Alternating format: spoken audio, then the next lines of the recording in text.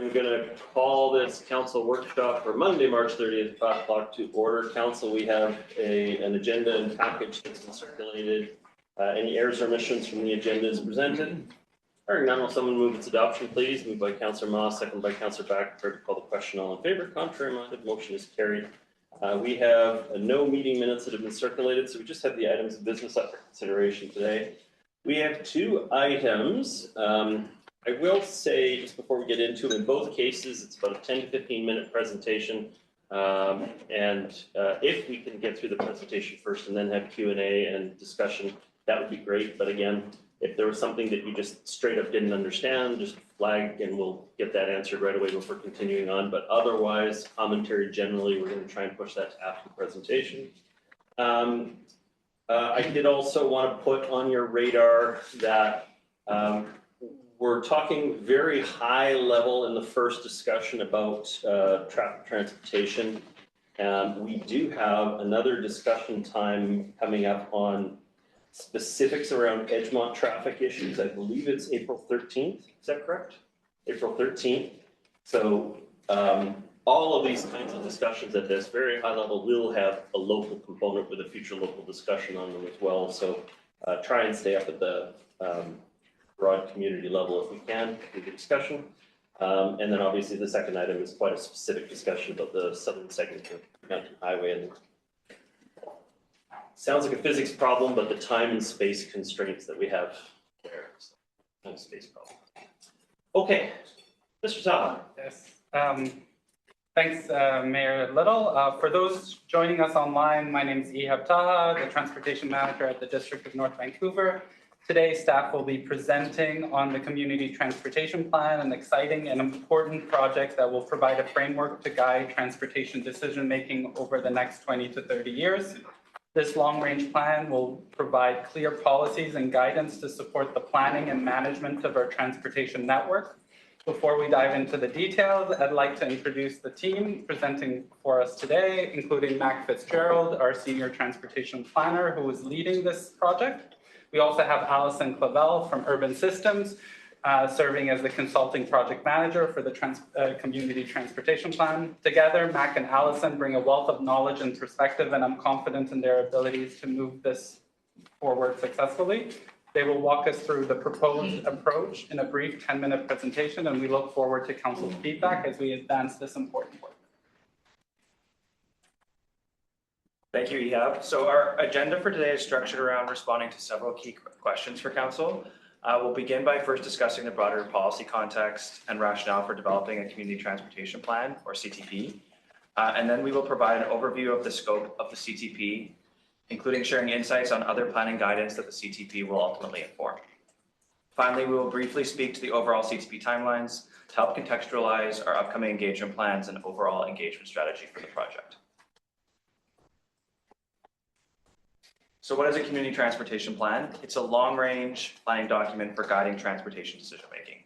This means CTPs provide high-level direction to staff, council, and the public to ensure transportation decisions are aligned with community and council priorities and objectives. As illustrated on screen, the Community Transportation Plan forms part of the broader local and regional policy framework that we use in the district. This includes aligning with regional plans such as TransLink's Transportation 2050, as well as district plans such as our recently updated or work to update our OCP. As the name suggests, the CTP is primarily focused on establishing objectives and strategies for areas that are within direct local government control. But it will also touch on strategies that require partnership and actions by others.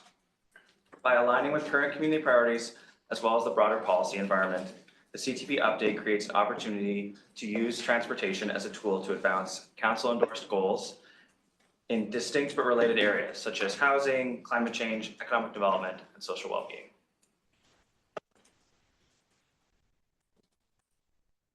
So the district's transportation plan was adopted in 2012, and since that time, community has experienced significant changes in terms of growth, travel patterns, and transportation technologies.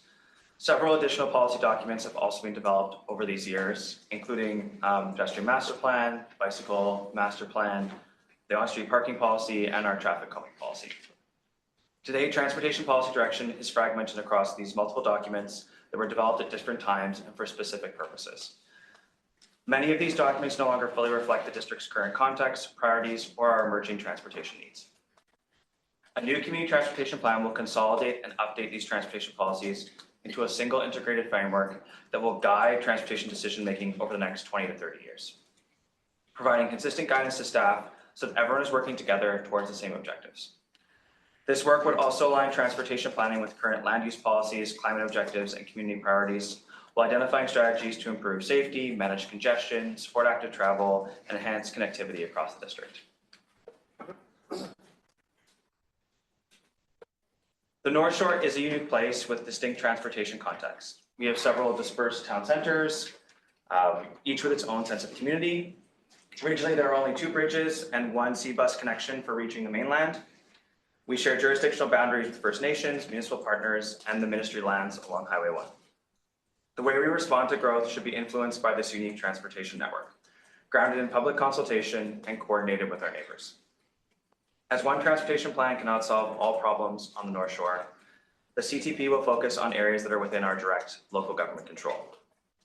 The CTP update also presents a good opportunity for the district to prepare for potential regional investment, strengthen our partnerships, and set clear guidance for municipal action going forward. As such, we'll continue working with agency partners to advocate and collaborate on regional projects that advance community priorities that are outlined in our OCP and our CTP.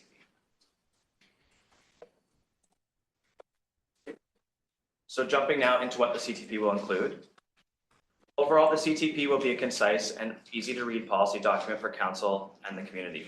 This will also ensure the plan is meaningful, relevant, and well used internally by staff across departments of the district. The document is envisioned to include an overview of the existing conditions to inform clear and relevant objectives and strategies. So the map that we've provided here is illustrative of the type of network level analysis that are often completed for a CTP. It shows how areas of concern, such as transit delay, can be identified for further explanation and investment planning beyond the CTP. The CTP update will also include modeling of our future travel demands, using population and employment projections that align closely with the most recent Metro Vancouver data, as well as the recent OCP updates. Similar to our current transportation planning guidance, network maps will be produced to inform long-range planning for all modes of the district.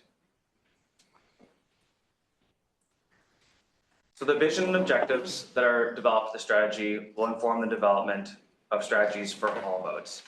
These strategies may inform our advocacy efforts to other government organizations. So for instance, advocate to the province for better management of regional travel to reduce congestion impacts on local trips.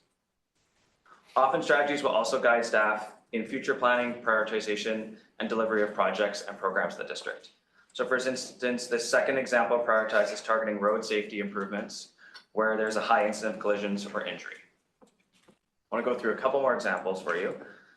So the cycling example also speaks to the prioritization piece. In a constrained budget environment, it's important to take a coordinated approach to developing the district's active transportation network. We can't deliver every project at the same time. The strategy that will be developed in the CTP will provide a long-term vision without prescribing what projects are built at what times, which will allow for continued coordination with other infrastructure and utility projects in future years where timescales are much less certain. The final examples here highlights how improved accessibility and reduced transit delay could be key objectives when planning for transit improvements. Ultimately, though, the transit strategies that we would identify in our CTP would be expected to align with Transport 2050 and the objectives that the community provides to us through engagement. So pulling this all together into a bit of a flow chart, I hope this helps illustrate how the objectives and strategies of the CTP will guide transportation planning and decision-making processes over the next 20 to 30 years. So the strategy, complete gaps within 500 meters of a school, advances the walking mode objective of connecting to key destinations. However, since the CTP is a policy document and not an investment plan, it won't identify projects that will be constructed each year, as these priorities may change as the built environment has evolved.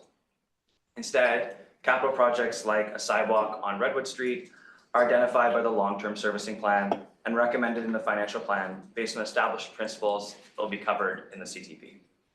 So this relationship between the community transportation plan, the long-term servicing plan, and capital plan ensures that all documents remain relevant to an emerging transportation context. allowing infrastructure recommendations to be reviewed more frequently and at a finer grain scale that could be achieved at this higher level that we're going through with the CTP.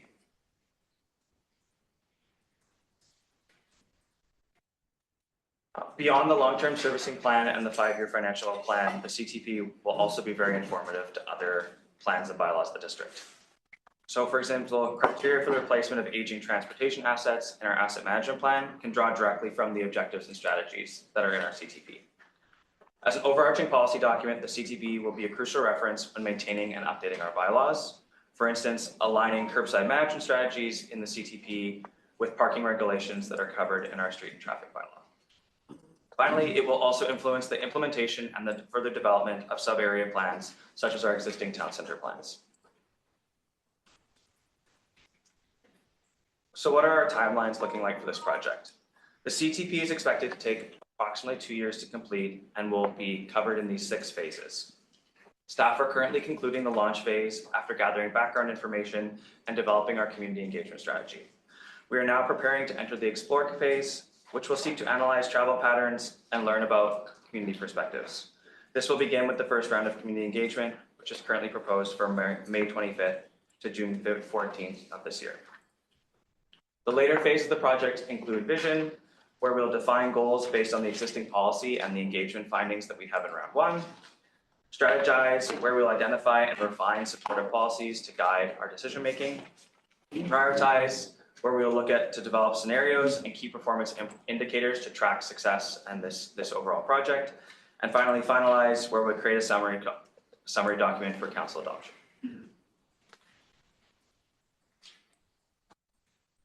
Council will remember that concurrent with developing the overall CTP, staff are also advancing 4 priority papers. These priority papers are being advanced on an expedited basis, and so they don't necessarily align with the 6 phases that we just recently presented. I will present just a very brief overview of these papers before handing it over to Allison to talk about engagement. So for pedestrian infrastructure, transportation staff are currently working with our colleagues in GIS to develop a district-wide sidewalk evaluation tool. We'll use a data-driven approach to identify the locations of greatest need based on proximity to key destinations, closing gaps, these types of criteria. Staff are also working closely with the school district to conduct road safety assessments at all 20 of the district's public elementary schools before the end of this school year. This includes conducting both traffic data collection using mile vision cameras, as well as school safety walkabouts to understand the needs of the school community and road users. To date, data collection has been completed for 15 of the schools to help inform future safety improvements. For the road classification priority paper, this is going to be carried out through ongoing OCP work and traffic analysis. And staff are going to evaluate the appropriateness of the existing road classifications, identify where new roads are required as part of development to help disperse traffic associated with the added density. This priority paper will include a road classification map to clarify for council, developers, staff, and the public our existing and future road needs. And finally, the curbside management priority paper was previously presented to council in September of last year. We plan to report back to council over the next year on the remaining papers that I just discussed. All right, thank you. So I'm going to run us through our engagement approach for this project. Engagement is so important. It's so central with this kind of work, especially at this kind of long-term policy level. Technical work is very important. We're absolutely going to do technical work, but it doesn't replace the local knowledge, the history, or the direction that the community and public and interest holders can provide for us. So acknowledging that, we've kind of split folks that we're going to engage with on the CTP into 3 groups. First is local experts. That includes council. You're going to provide us your direction. You are the experts in your community. The residents who live here and other community groups, interest holders, including the business community, would be in that group of local experts. Then we have an internal working group that acknowledges that transportation touches everything that the district does. So we can't be planning and directing policies for transportation without making sure we're really understanding what all the other great folks in the district are doing within their portfolios. So we're really going to have those conversations. And then finally, external working group. As Mac acknowledged, you're in the unique position of sharing boundaries with a lot of other agencies and infrastructure that impacts and is impacted by what other folks do. So we're talking to your neighboring municipalities, to TransLink, to the Ministry of Transportation, and to First Nations to make sure that we all understand where everybody else is going as we walk through this process. And that's going to give us a really good basis of understanding to combine with the technical work to build the community transportation plan. So the focus in round one is really to get the greatest breadth as possible. We're trying to get to as many people as possible, as openly as possible, to really hear people's full input and really get the full range of perspectives from the folks that are here in the district. We will do some raising awareness, obviously, that we're doing the community transportation plan, and we will share the timing of the plan is, the scope, and the focus. Also, we'll share some of the same kind of context that Mac shared about kind of what is in the district's control and what is more kind of advocacy based.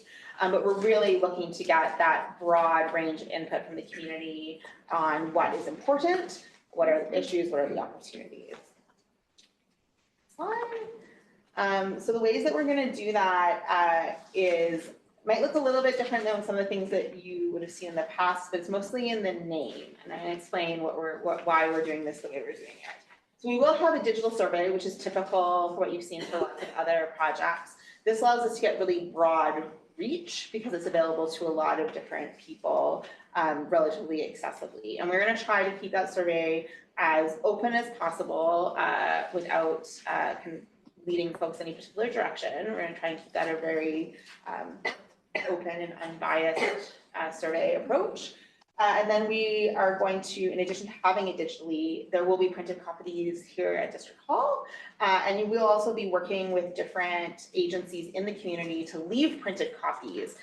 So places like the library, different community serving agencies, like folks that work with new immigrants and those sorts of service agencies, you'll leave printed copies with them and then collect them at the end of the engagement period, just so if folks don't have that access to digital services, they still have the ability to provide a survey. In addition to that, we'll be going out to the community, what we're calling community pop-ups, but these are going to be scheduled and advertised, so people will know when they can come to them, and they're going to be really focused on seeing as many people as possible so we can hear their concerns in person and their ideas and their experiences, in addition to being another way we can get the survey out to folks, whether digitally or printed. And that allows us really to go to where people are. One of the challenges with surveys often and with engagement is there are only certain demographics of people who could easily come to an open house that's at a certain time on a certain day. When we go out to the community, we meet people where they are, and they're more likely to engage with that. And that's been something we found in these kind of planning projects across Metro Vancouver, especially in the last 5 years. It's a lot more successful if you go to people where they are. So that's our strategy, and I'll pass it along. Next up here. Yeah, so thanks, Alison. Just as we're concluding here, want to put back on the screen the phases for the project, as well as a reminder to council about the recommendation that staff has printed tonight and the direction that we're looking for in terms of some of the questions that you may have tonight. So thanks so much. Great, thank you very much for the presentation. I guess my first question, I think I already sent over to Peter earlier or talked with Peter about it earlier, but I guess I want to be very clear that the creation of a community transportation plan doesn't greenlight sub-projects. It may be principles that staff can draw on to sort of say, hey, this is what you said was a priority and therefore we're prioritizing it. That's all fine. But I still want to make sure that there's adequate check-in points, both with the creation of the CTP and the implementation of the CTP. That just because we set it as a general priority doesn't mean that we're willing to accept the trade-offs in that specific instance. And because we're the ones who are going to have to really explain it to the public ultimately, or be held publicly accountable for it ultimately. And so I guess the assurance I'm looking for is that there is both an extensive amount of consultation with council through the creation of the CTP, and there still remains a significant front seat role for the council when it comes to the decisions on putting specific projects into the work plans as we go forward. Is that Mr. Taha? Yeah, sure. Thanks, Mayor Little. This is definitely the first step, is making sure that our priorities or our decision-making framework is aligned, that we share the same values, which we do. We just want to make sure that we're putting priorities that we start at the same footing. And so creating that community transportation plan will have several touch points with council. The plan is actually part of the reason that we created priority papers, is because we wanted to essentially bring forward several topics one at a time. And moving forward, even when we're done the 4 priority papers, we still are planning to bring 1 or 2 chapters at a time, as opposed to bringing this master document to you for final adoption in 2 years. We want to walk through this process together so that whatever we bring forward at the very end is aligned with both what staff have proposed, but also what council expects. Definitely, I want to emphasize, it's not an investment plan, so we wouldn't be expecting it to kind of a bait and switch where you put a project in when nobody knows about it. It's more about identifying at the 30,000-foot view what you'd like to see, whether that's cycling connections between town centers, whether that's pedestrian infrastructure leading to schools, whether that's any sort of decision, so that when we come back with an investment plan for council adoption, that it's generally aligned with the decision-making framework that we develop through the community transportation plan. Part of the challenge we have today is we don't have that framework. So a lot of the times we're doing our best through engineering judgment and best practice to recommend solutions, but they're not super data-driven. And I'm a data-driven guy, so I tend to want it to be, how do we make this as unbiased as possible when recommending a sidewalk or when recommending infrastructure improvements? Make it as data-driven as possible, still for council final approval. How does that play into that connection between the principles, the recommendation, and the implementation when it comes to just backcasting and looking at projects that we've seen over the last while that have caused some frictions? If I think we talked about this before, but if the municipality was not dealing in an ad hoc fashion with transportation priorities, instead we were like, these are the 600 general priorities in the community, and if we were applying our resources considering all of these different things, this is what we would have come to the top, versus what has happened at times, which is, well, we have to make some changes to this intersection, therefore this intersection is going to move to the top of the pile and we're going to do every single thing that we would expect. How can we embed in the process and in the priorities that the perfect is the enemy of the good, that we should be able to make some improvements here without having to change all of our priorities around that one particular project, without having to do a treatment level that is far beyond what the community expects in those areas. Maybe it's an all over the place question, but I'm trying to get to the assurance that there's going to be some check that we've got the right servicing level for that particular project. Because if we just simply say all of this classification of roads is going to have a bike lane and sidewalks on both sides and pullouts for bus lanes and all these other kinds of things, it may sound good in principle. It's going to drive our costs through the roof, when you probably could accept a more moderated treatment in most of those areas outside of the most urban areas. Rambly, I apologize, but I don't know. Excellent question. I think it definitely depends on the context and block by block. So I know we're talking about Mountain Highway later today, and Mountain Highway is a good example where we want to, one and all, do it once and not come back for 20 to 30 years. That's a case where definitely we're proposing a holistic approach where you do everything all at once. That's not, most of the time we're not doing that. Most of the time you try to coordinate works through, let's say you're repaving the road. As much as possible, you try to coordinate projects so that you're not impacting the community multiple times, but at the same time, it's all about level of risk.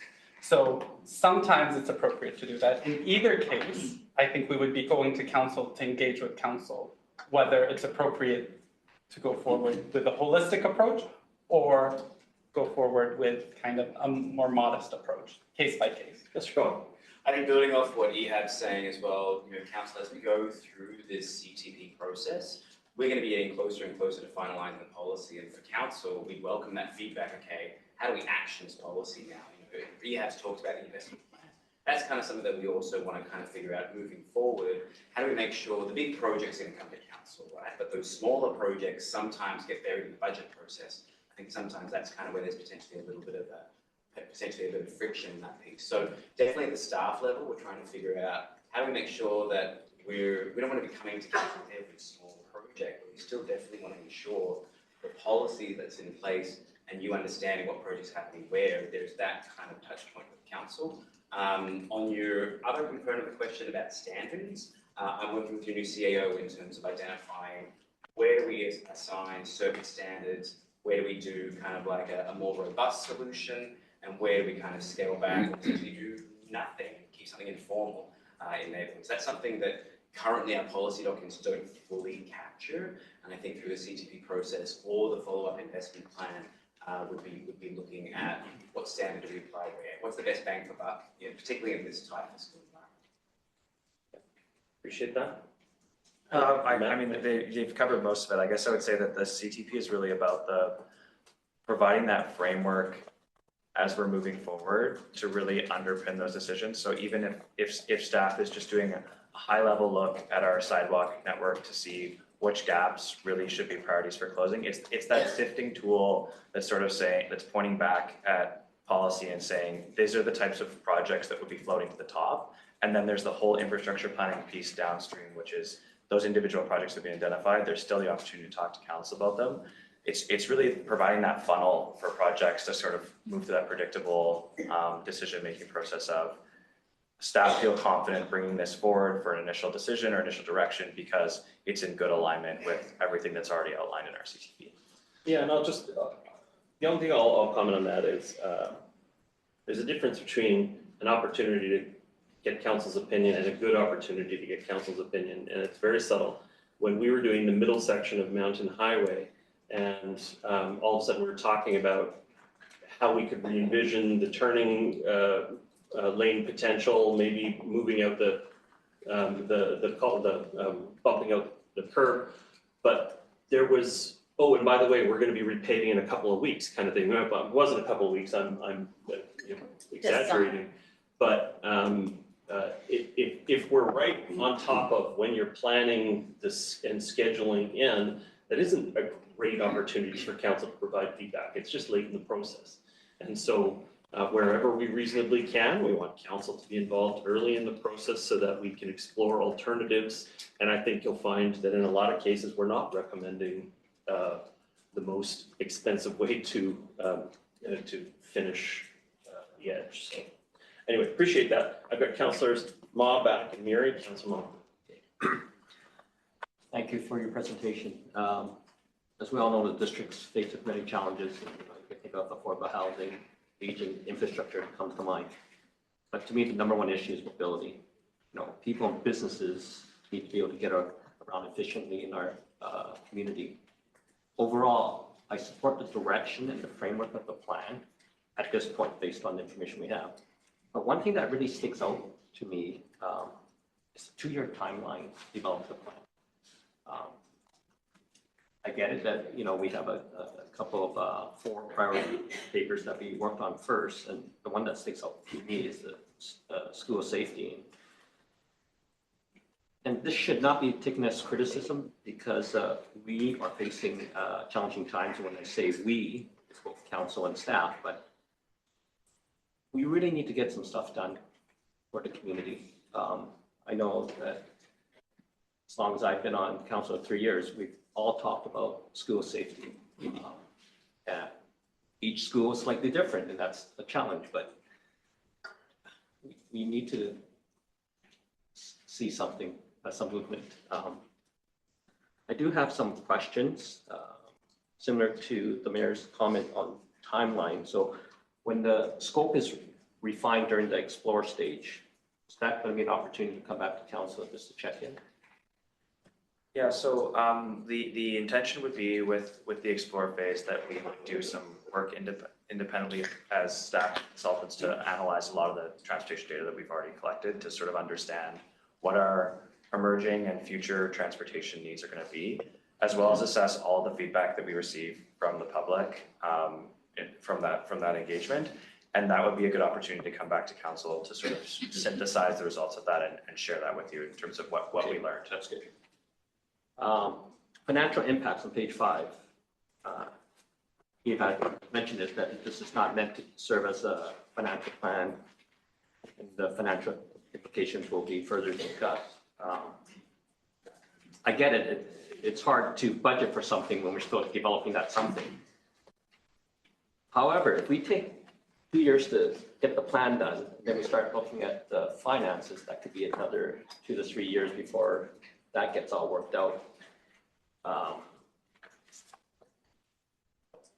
So once again, trying to get stuff done.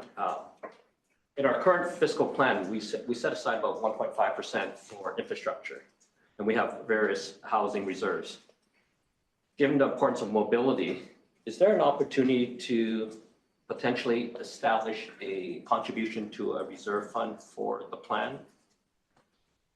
Is that something that maybe Rick can answer? Mr. Daniel? The chair, we already set aside funding for,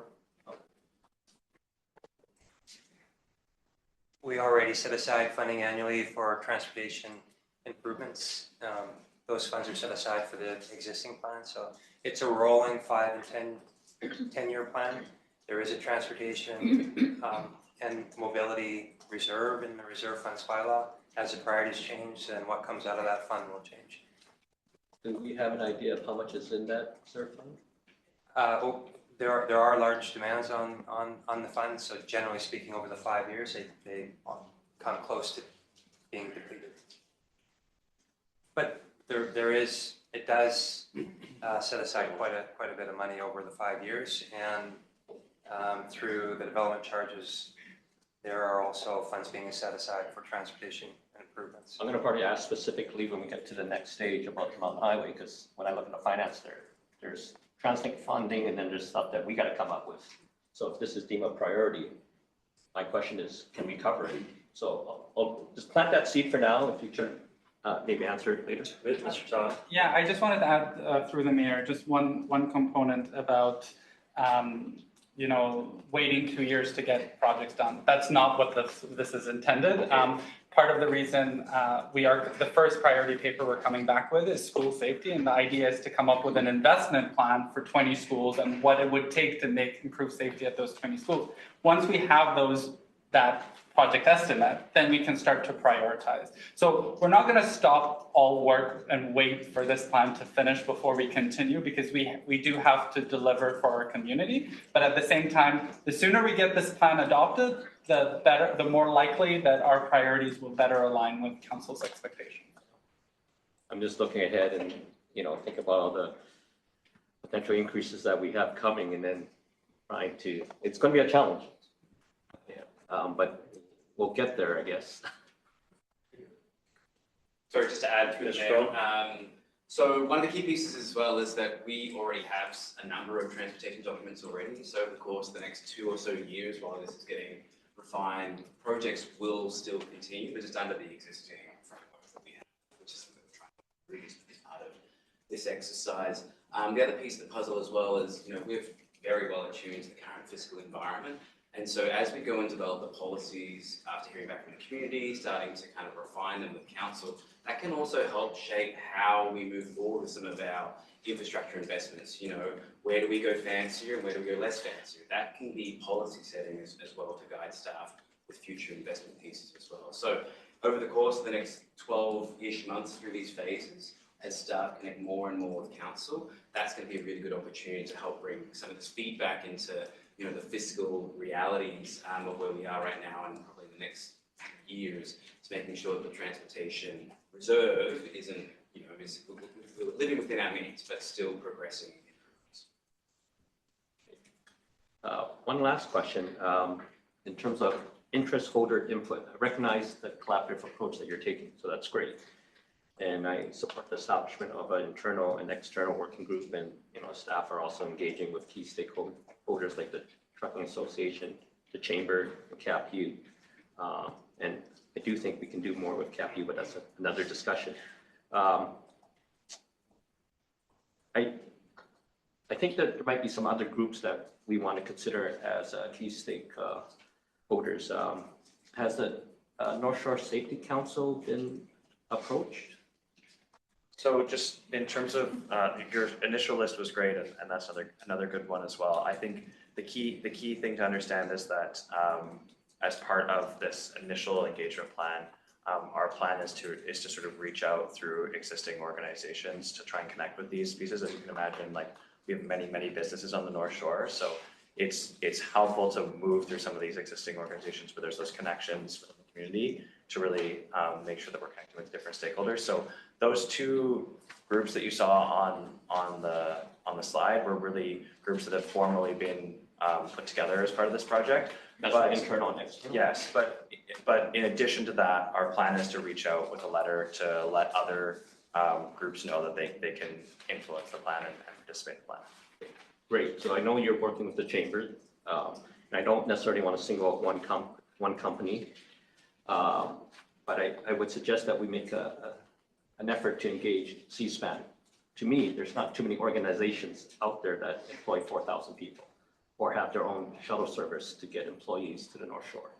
And also, when there's a shift change at C-SPAN, that impacts the whole traffic network. So I think Scott Boylan, their transportation person, would be a great person to talk to.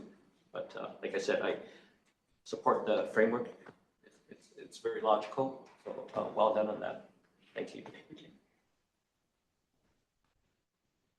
Okay, great. Thank you very much. Councilor Beck. Yeah, thank you very much. Thanks for the presentation. And I too support the framework, and I like the way my concern was around the timeline being 2 years to see the completed plan, but the fact that we are going to be getting the white papers that we'll be able to action some of the items on, I think will be really good.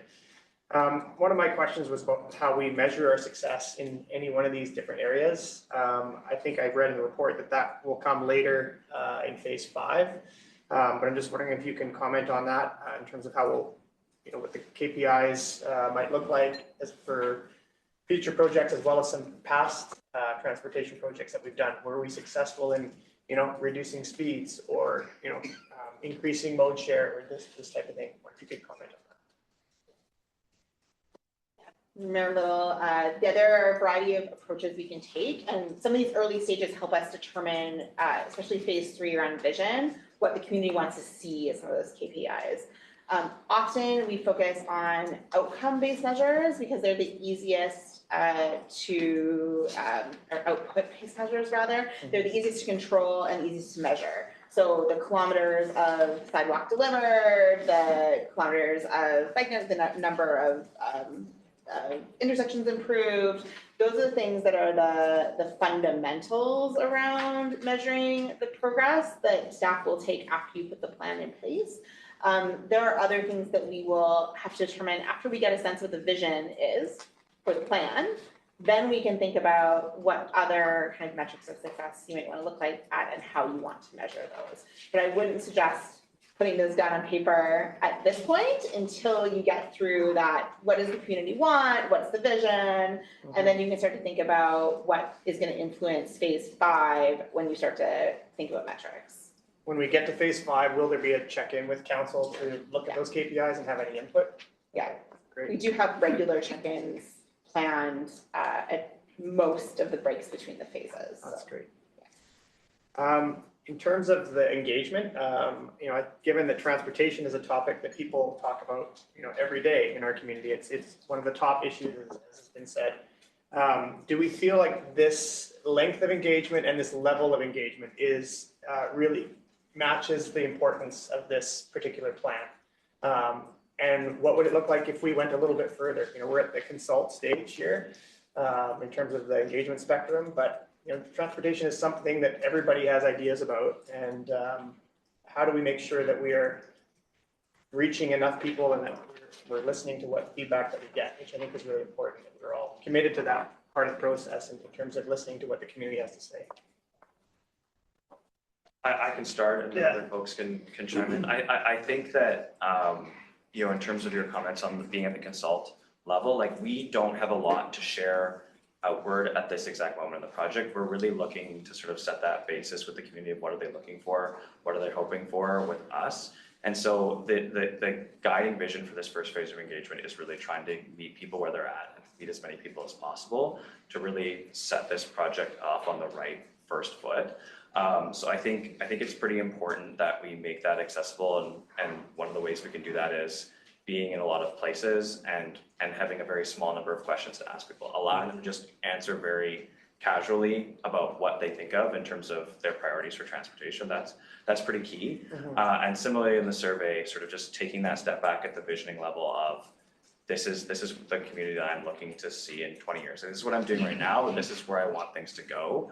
And so, yeah, there'll be quite a number of places that we'll need to be during that engagement period. Our hope is that we'll be minimally in each town center at one location. So like, in addition to trying to be where people already are, like a library, community center, the grocery store, we'll make sure that we're visiting at every town center when we do that. Does the length of the engagement, how does it compare to what we've done for some of the other plans? I mean, they might not even be totally related, but I think about the dogs and parks and people strategy where we saw incredible engagement. Carolyn Graff is here, so Okay. I might actually see Carolyn answer that question. Ms. Grafton? Through you, Mayor Little, thank you for the question. It's a good question. So part of what we've built in here is some flexibility. So with this particular project, as you've noted, it's going to take place over 2 years. But we're looking at 2 or 3 rounds of engagement, and we're planning to be flexible based on what we hear from the community.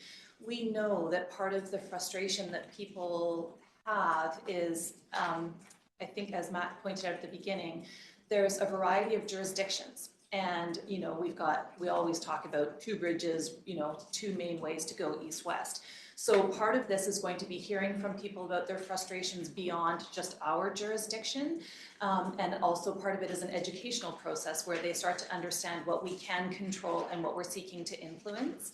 But I think what I would say to you right now, Councillor Back, is that yes, we are aware that that this is probably the most popular topic that people talk about, because it also relates to the second most popular topic, which is housing and the cost of housing and that sort of thing. So we've got some flexibility here with what we're doing based on what we hear from the community in this first phase. That's great, thank you. The next topic I kind of want to address as part of this is the fact that we're not talking about a cycling network per se. It's not one of the priority papers. Pedestrian infrastructure is. When we look at neighboring municipalities, for instance, in the city of North Vancouver and their mobility strategy, they've committed to a complete AAA cycling network. So what is our position right now in terms of cycling network versus, there's language in the report about improving some of the connections, not as much about closing the gaps, and just wondering what our position is. Through the mayor. So part of the reason, and again, I think that the priority paper was not the right term to use, because it was really filling in gaps in policies. We have solid policies dating from decades of where we want our cycling network to go. We've went through North Shore Connects and through our ongoing efforts with our North Shore partners. We have a unified cycling vision for the network. Our pedestrian policies are incredibly outdated. That's why it was identified as a priority paper, because we don't even have the policy framework to make recommendations. Currently, I'll tell you, the one that the pedestrian master plan is from 2009. It recommends building sidewalks on all arterials and collectors before looking at locals, and that recommends not building any sidewalks on any local road. Well, what if a pedestrian walks to a school and is 1 block away from a school, right? Does that mean that currently, if we were to follow our pedestrian master plan, Nope, we're building on arterials and collectors, even when arterials and collectors have a sidewalk. It says finish sidewalks on both sides before you enter locals. So that doesn't really match with pedestrian desire lines, pedestrian functionality, how pedestrians behave, human behavior. So what we really want to do is lift up that policy to at least give us a starting point of making recommendations to council. That being said, cycling is, again, all modes are important, and we would be definitely coming back to council. And I see cycling being one of those chapters that we have a full night of a workshop just on cycling, because it's important. It's not to say that, again, the 4 priority papers are just the starting point, and then we go chapter by chapter with council on how best to ensure that we're matching your vision. So it doesn't represent a departure necessarily from our view of where we want cycling infrastructure to be. It's more just prioritizing what needs to be updated. What we need to make day-to-day decisions, I think, or day-to-day recommendations for council to make sure that our pedestrian infrastructure investments align with council's expectations. We have a good idea of cycling in terms of connecting our town centers and our ultimate cycling vision for the next few decades, but we don't have that vision for pedestrians. Thank you. All right, next I have Councillor Muir. So I guess I heard Mr. Cohen say that he's working with the CAO, Mr. Fox, to look at the level of standard. I think Mayor Little's question at the very beginning, I'm not sure if it's yet been answered in regards to, once this plan is completed, is it just in the hands of staff to implement? Okay. No, through the mayor, it's not just in the hands. I think we would need, ultimately we're working towards a long-term servicing plan, and what that would be is something that we could bring forward to council, identifying short, medium, and long-term objectives. What that is, I'll give you my experience from the City of Surrey. They have a 10-year servicing plan that's adopted by council every 2 years. The reason being is because sometimes long-term priorities become short-term priorities, and short-term priorities become long-term priorities, based on paving, based on coordination, based on council priorities, based on changes in council. So we definitely want to come back with a more wholesome, investment plan that would constantly be dynamic and up to council's discretion. So that's not the intent, but before we even start looking at some of those investment, short, medium, and long-term priorities, I just want to make sure that we're on the same page in terms of the policy framework first. Yeah. So when we talk about the district, I mean, it's so different everywhere, right? So there's the town centers, and they get, because of development, they've had a lot of influx of infrastructure already put into them. Then there's the gaps that we need to connect, and some of those gaps are still not connected after 10, 15, 20 years. And then there's the communities outside of the town centers that some have felt forgotten in regards to any level of infrastructure, no matter how critical. It just does not occur. I can give dozens of examples. And I'm wondering how that's going to be addressed. Through Mayor Little, this is the great thing about where we're at right now in terms of the community transportation plan is that is exactly the kind of strategy you can embed in the plan. You could embed in the plan if you heard so from the community, and we reveal the technical information, and the findings of the plan are actually, we're going to spend more time and energy, and our policy direction is to invest more in the parts of our community that are outside the town centers. That could be a policy direction that goes into this plan. Or you could have a policy direction that says actually double down on town centers, or you could have any sort of policy direction in between. So that's actually the opportunity we have right now, is to set some of those policy directions through this plan, so that when it comes time to do the long-term servicing plan and the capital planning, staff has that framework they're working within, that the community and council has already provided direction on what the focus is in a strategic way, and they can prepare these investment plans that meet that strategic priority. So when it says who will be involved in the CTP, local experts, council, is that what this is right now? So this is just the starting line of that. So you will have more chances. And generally, this is pretty Thanks. common with these plans, is that as the project goes on, council involvement goes up and the general public involvement kind of drops off. We get the big picture when we go out and talk to everybody. And then as we're refining things, we're coming back to you folks more often for more specific direction as we move. So I have a bit of a concern, and I share Councillor Ack's comments in regards to the 3 weeks in a 2-year project. We're giving a whole 3 weeks to the community. And we're going to go into libraries and rec centers and where people are, and then we're going to give them a survey. There's a bit of cynicism in the municipality in regards to surveys. We've been through a lot of them. One we went through twice in the Cove, because I guess we didn't hear what we wanted to hear, so we did it again. And I don't feel that, and I think we've said, many of us have said multiple times, that this form of engagement is just not working. You said we're gonna go out and talk to everybody. No, we're not. We're not gonna talk to everybody. We're gonna go and we're gonna have a pop-up in a building or on a plaza, and then we're gonna get some information, and we're gonna run a survey, from those that fill it out, and hope that it comes up with some generalities of the situation that we're in. And, I just don't think that's enough. I think we need to be meeting with all of the community associations for starters. They've done countless amounts of work. Henry Norgate's going through a big process right now in regards to the interest that they have with different issues within the Norgate community. Bev's been involved in Delbrook. We have huge issues in the Cove still.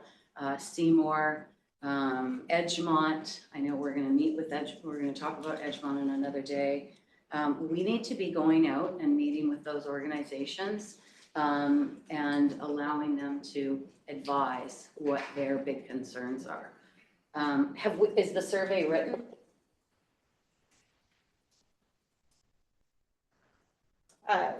We have some early questions in draft format, but it's not written. No, there's not. I think I'd be very interested in seeing what the survey questions are gonna be. We have done that in the past where councils looked at them. So I think that process is a bit thin, and it has been thin in the past on other issues. I think the increase in density based on the provincial legislation talked about, 73% of the community came back and supported, this direction, and it worked out to be about 300 people. That's not representative of the community. It was done, in my opinion, hastily, with little advertisement as to where these meetings were going to be held, with poor signage, and people are busy. And so I think we need to spend more time on, talking about what is really, bothering people about, congestion, accessibility, connection, the gaps, school safety. We've done lots of school safety over the years. We've been doing this for years. Sometimes we're just geographically challenged. It's not a new school. It's not being rebuilt. It's going to stay like this for another 20 years, just like our bridges. So, there's not a lot of solutions to the problems, and a lot of the solutions have already been put in. So how do things get prioritized is my concern. Talking to that broader community, it's different when you're in a town center versus when you're in a lineup at the end of the parkway, just trying to get, across the North Shore, which is happening again. I talked to a resident today who's down in Lower Cap who can't get out, or they can't get home when the bridge was down last week because of an electrical problem on the First Narrows. We need to be talking to those people and finding out what their issues are.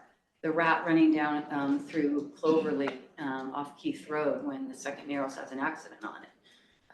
How do we address that?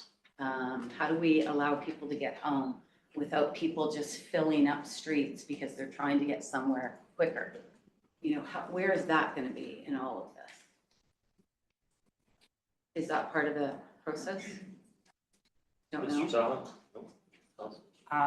Through the mayor, I think we'll try.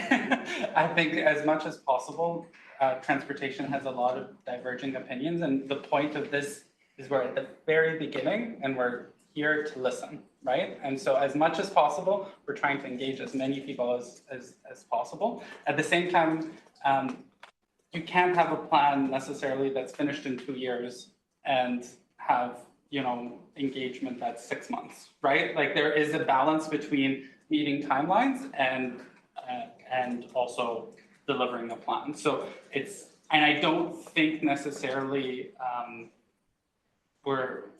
I think a lot of the issues we want to hear, the ones we don't know, and some of the things you said, there might not be a solution. So we want to listen to the community and get back with a plan. So often I say this and everybody nods their heads, yep, and then nothing changes. So I always feel like these workshops are a place for us to tell you what we're interested in you doing. Sometimes I feel like the plan's already been hatched and you're just letting us know. So I need to understand, are you going to be going and speaking to the community associations and the plethora of community groups that are available to be, connected within this 3-week period? I think 2 years to create a new plan is a relatively significant amount of time, and we've got consultants that we've hired. So how do we get to those people? What do you need from us to get to those groups of people so they can talk to you in a place where they can share their issues and concerns? Mr. Cohen. Yeah, I can answer that fairly directly. From the community association's perspective, we can take that away. We can engage with them as part of this engagement process. So we can work with the team on that front. We can also work with the communications team to see if there's an extension of that 3-week duration. There's clearly a theme here in terms of it's important to talk to the community and that balancing act between getting work progressing, but also making sure we're hearing enough voices. And so, community association side, yeah, we can embed that as part of the plan. And then in terms of the timeline, we can revisit whether 3 is enough. We go to a month or something like that. But we can revisit that. That's kind of the feedback that we're hoping to get from tonight. That's why we're here a couple of months before we're planning to go back to the community. So this is the type of feedback to help us form kind of what the strategy is. Additional comments from Mr. Fox? Yeah, through the chair, I'm just curious if council has a percentage of the population which is that target. Like where would you be satisfied with the engagement number? Like if we set out for, is it 10% of the population, 2% of the population? Because then we can have targets, and as we do engagement, if we aren't meeting them and we're starting to run out of budget or some other concerns, we can come back to council and say, hey, this is how many people we've got, this is what we've done, we are meeting your target. I think, again, understanding clearly what that percentage is or what is that main target that council's considering. Because I think from a comms perspective, I'm understanding the community associations, which is a really good representative of a certain area, how much of the other demographics. We could bring back a recommendation on that, but if there is a percentage that you have in mind or a certain strategy for us, this is a time we would love to hear that. So then we can have those further discussions, because I know council is out there talking with lots of people and usually have some sort of indication on what would that target be. Well, we've got like we've done this before. We did it with our OCP. We've got the community associations, we've got the big tourist draws, the Capitol Suspension Bridge, Grouse Mountain, Seymour. We've got the communities, we've got Deep Cove, we've got Edgemont, they've got business associations attached to them. There's the big business, right? Like we know who they are, the school district, right? Like we know who they are, we've consulted with them in the past, the list is there. Let's just go out and try to do that list as much as we can, instead of what I've heard, which is a survey and we're going to do pop-ups in the rec centers and the libraries and the odd plaza. That approach is not enough in my opinion. It hasn't been enough for years. It's what we've been doing and it's not working. It does not work. So we know who the groups are that we need to talk to, and we should go out and talk to them. They all have perspectives. They have overlapping perspectives. And I think it would be very helpful to gather the information that you're looking for and then bring that information back to us so we can help, you prioritize it. I would just caution before we try to set a target number on engagement. Some enterprising person is gonna go and say, you spent $10,000 on public engagement, you got 200 responses, therefore you spent $50 on every single person who participated. You know, people will have a hard time with that kind of a standard. I think we have to sort of more qualitatively say, was there opportunity for people to respond and participate? Did we have some regional opportunities? Did we hit, a bit of a complexity, with some signs up around the community, some engagement on our social media push platforms and other partner groups? I think creating the opportunity is more the standard than specifically saying this percentage of the community, because I think you're going to find it just depends how hot the topic is. If the topic is Hot. taking an arterial road from 2 driving lanes down to 1 driving lane, it's going to cost you next to nothing to get tens of thousands of responses. And if the question is, do we in these rare circumstances have a different gutter pattern and sidewalk and whatever else, if your standard is to get a certain number of people, you're going to be pumping money in to try to generate responses that don't actually, of people who aren't really engaged in it. So I'd be cautious about that. We want to talk about the quality of the opportunities for people to engage. So that means reaching out to them, not assuming that they're going to come to us because we've set up a pop-up in the rec center. So that's directly reaching out. It's a new tool on top of what we've done in the past, but yeah. I imagine other folks will want to chime in on this as well. I just want to contextualize the difference between the resident engagement and some of the community groups and interest holder engagement. So that 3-week period is really designed to captivate people's attention, the signage in the community. For someone who's not familiar with this project, just individually on their own, having a really focused period where we're trying to be as visible as possible and we're trying to get them to fill out the survey like an individual resident. When we're reaching out to those community groups and interest holders, we're not dealing with that same sort of confined, focused time period where we're trying to hold people's attention. We're sending them a letter, we're trying to get in touch with them, and they have time to come back to us and respond. There's a little bit of a difference there in terms of stakeholder versus community engagement. I don't know if you want to expound on that. Maybe just share that list with us then. Yeah. Because we're the experts, we're local experts. So engage with your experts, send us the list of the community groups and the interest holders so we can see it, and then we'll fill in the gaps on who's missing. And then you reach out to them that way. Through the mayor, I think what we're hearing is that you do want us to reach many, many more community groups than what you saw in the council report, which was a short list of, I've got a much longer list on my desktop in front of me in terms of all the folks that we're going to get letters to reach out to kind of do an introduction and potentially have a meeting if they would like to have a meeting. So I think what I'm hearing is we need to go even broader than that list that we've currently got, and that you would like to see the list. And I think that And the survey. I think that that's all completely exactly what we were here to hear tonight is, we need to go bigger, we need to go broader, and you want more, if you look at this slide with the local experts, you want more attention paid to the community groups and interest holders than what we had kind of originally described. That's Yeah. And I does that think that capture what folks Bigger, are? broader, and not more expensive, I think. Carolyn just wants to jump in behind you. Thank you, Matt. Through you, Mayor Little. So a couple of things to add. So I wanted to echo what Mayor Little said about the focus being on visibility. With these self-selecting engagement processes, people choose whether or not they participate. So what we can do is make them aware of the opportunity, and they choose if they're going to share their thoughts or not. What we can do in this particular situation, if it suits folks, is that we can make you more aware of the views that we get and the visibility that we get, because certainly there's a difference between how many people, see an ad, look at a web page, that sort of thing, and then how many people respond by coming out to a pop-up or doing a survey, those kinds of things. So we can increase your awareness about the visibility, because that tells a different story. That tells how many people were aware of the project, whether or not they chose to share their thoughts in a different way.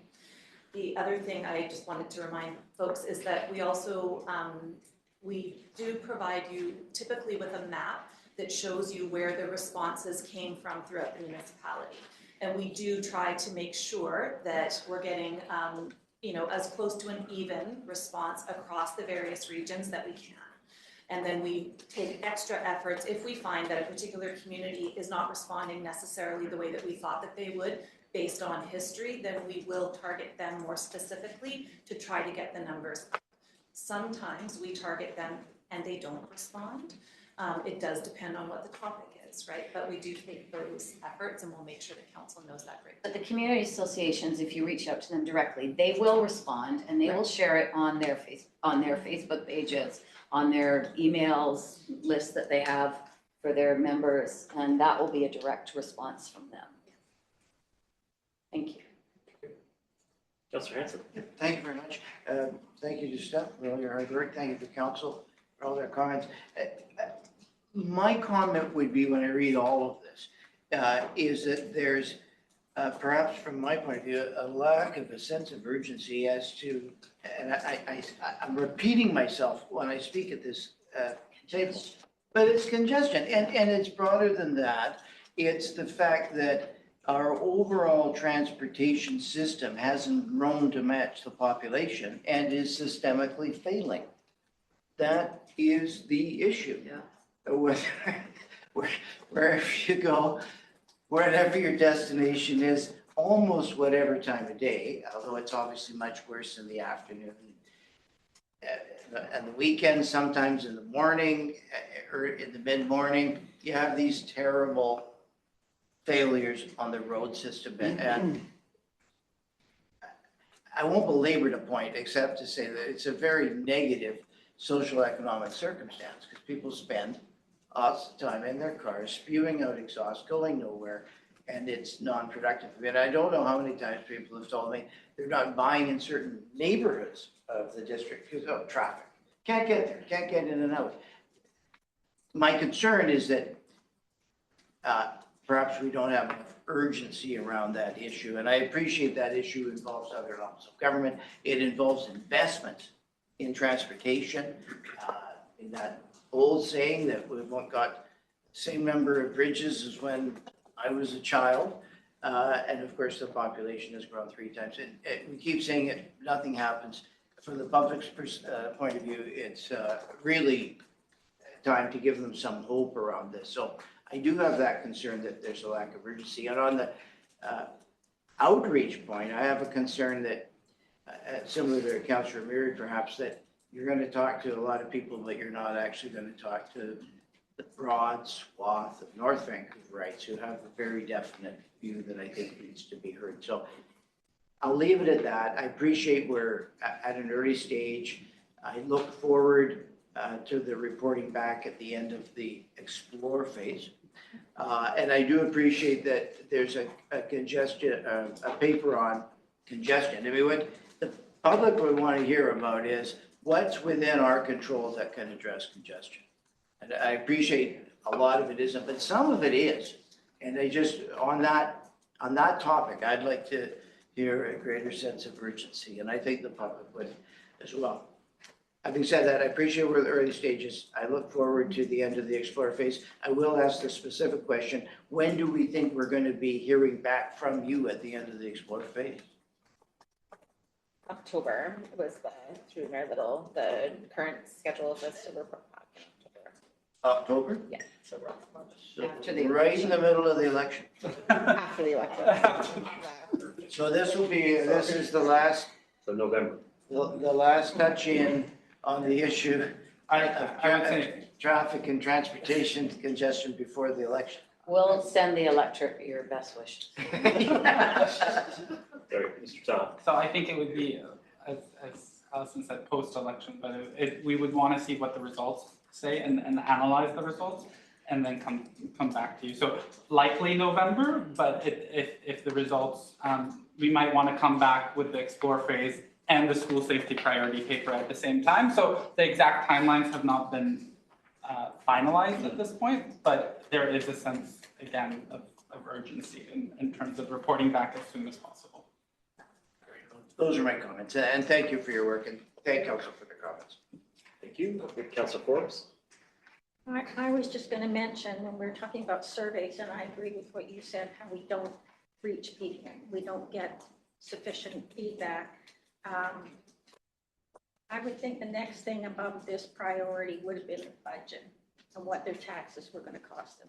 And we had 29 responses to the budget. So if they're not responding to that, we're not doing it right. And I wholly agree with you that all we're doing is recycling a broken record, and the staffs are already telling us that when we're trying to get feedback on other things. So we need to do it a little differently. And I'm glad I'm wholeheartedly behind the community associations and for council to be able to see the list that you're going to go out to, because we all have groups or people that we talk to that we may be able to bring forward and get more response. The other thing, I'm just blown away that you're saying you're not going to come back till November. Like, this is a whole new, this transportation is second priority, if not first, sometimes in elections. What do you think council is going to be able to say to the public when we start getting those questions before the election? Oh, it's coming. I bet Mr. Fox. Yeah, through the chair, on that, we are going to be creating a webpage on the transportation issue. As we know, that is something that is one of the major issues facing council. So on there, it'll be talking about items that council has been advocating on with other levels of government, items that staff is doing in addressing our transportation issues. So it's not, this plan isn't the only thing that's happening. I know administration is meeting with the new Ministry of Transportation rep in the next couple of weeks. Hopefully we have more information on that.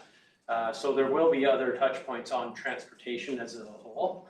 This is a start of developing a plan policy around how we will feed into the budget process and everything else in time. And it'll start the conversation for this direction. But administration is aware that one of the main issues here is wastewater treatment plant, transportation, and a few other items. So we're trying to create a specific Fireworks. and specific web pages for those major issues to make sure that you are getting information, and please reach out to me or directly to me if they want to have more conversation. Well, what we're talking about is getting a list to you. Can we not get it? I mean, we're in March, April tomorrow, 2 days. Can we not get at least a touch point with council in September? Can I just check in on this there? So I just want to be clear. We're talking about the planning principles that are going to guide future decisions. We're not talking about the replacement of the bridge or specific projects here. The reporting back function is about longer term general planning principles that staff can use to prioritize projects going forward.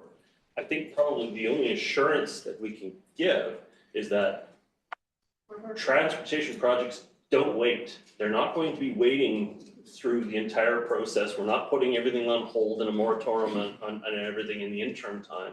We're going to need to be able to talk about these projects, even though we're also simultaneously producing overarching principles that staff will be able to use in the projects going forward.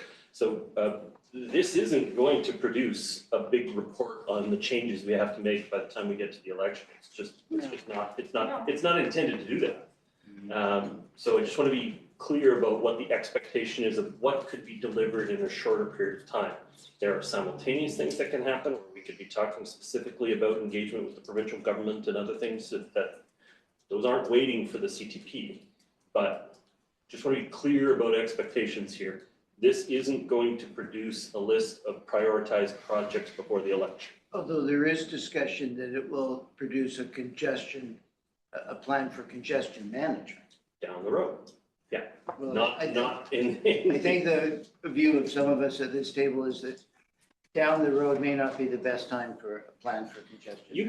That doesn't mean we can't talk about congestion today, tomorrow, and every day between here and the election. I'm just trying to say that the discussion about the principles it isn't what's stopping us from producing other initiatives along the way.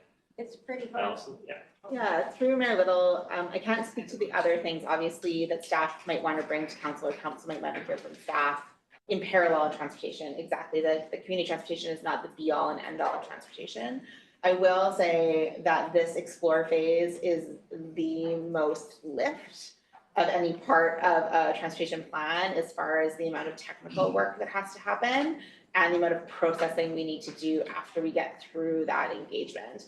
So the reason you're not going to hear back from us until late fall is actually because we actually have a huge amount of work to do in this time frame to set the stage to have the discussions around the strategies and the priorities and the principles.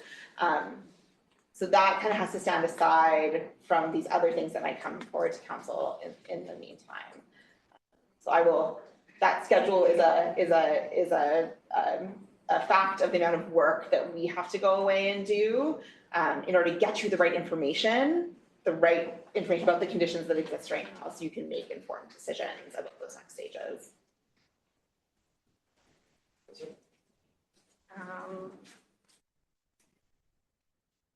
The fact that this is 20 to 30 year strategic plan, you're hoping it's going to be good for. Fill me in, or I missed it. How often is there going to be a look at this so it can get updated? Or are we going to end up having old plans like we do now?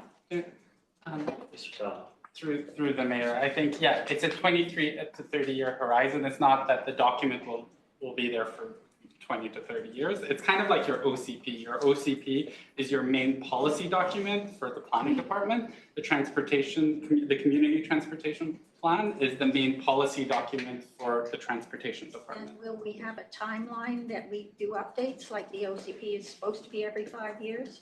Mr. Cohen? I can speak to that. The goal for us, obviously subject to council's consideration as we go through this process, is that the OCP is now going on a 5-year timeline.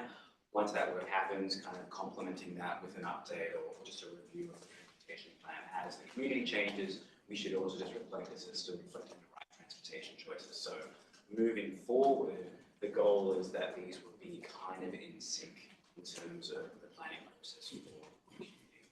So every 5 years. Every 5 years, yeah. Okay. Thank you.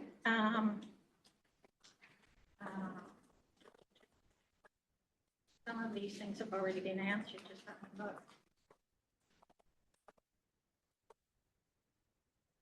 I agree with all the comments that have been made about the surveys, that it doesn't get all of the people. And I think the important thing that's already been said around the table is we need to stop setting up pop-ups or meetings where they have to come to us. It has to be us going to them, and we need to change that. And I think we get a better response that way.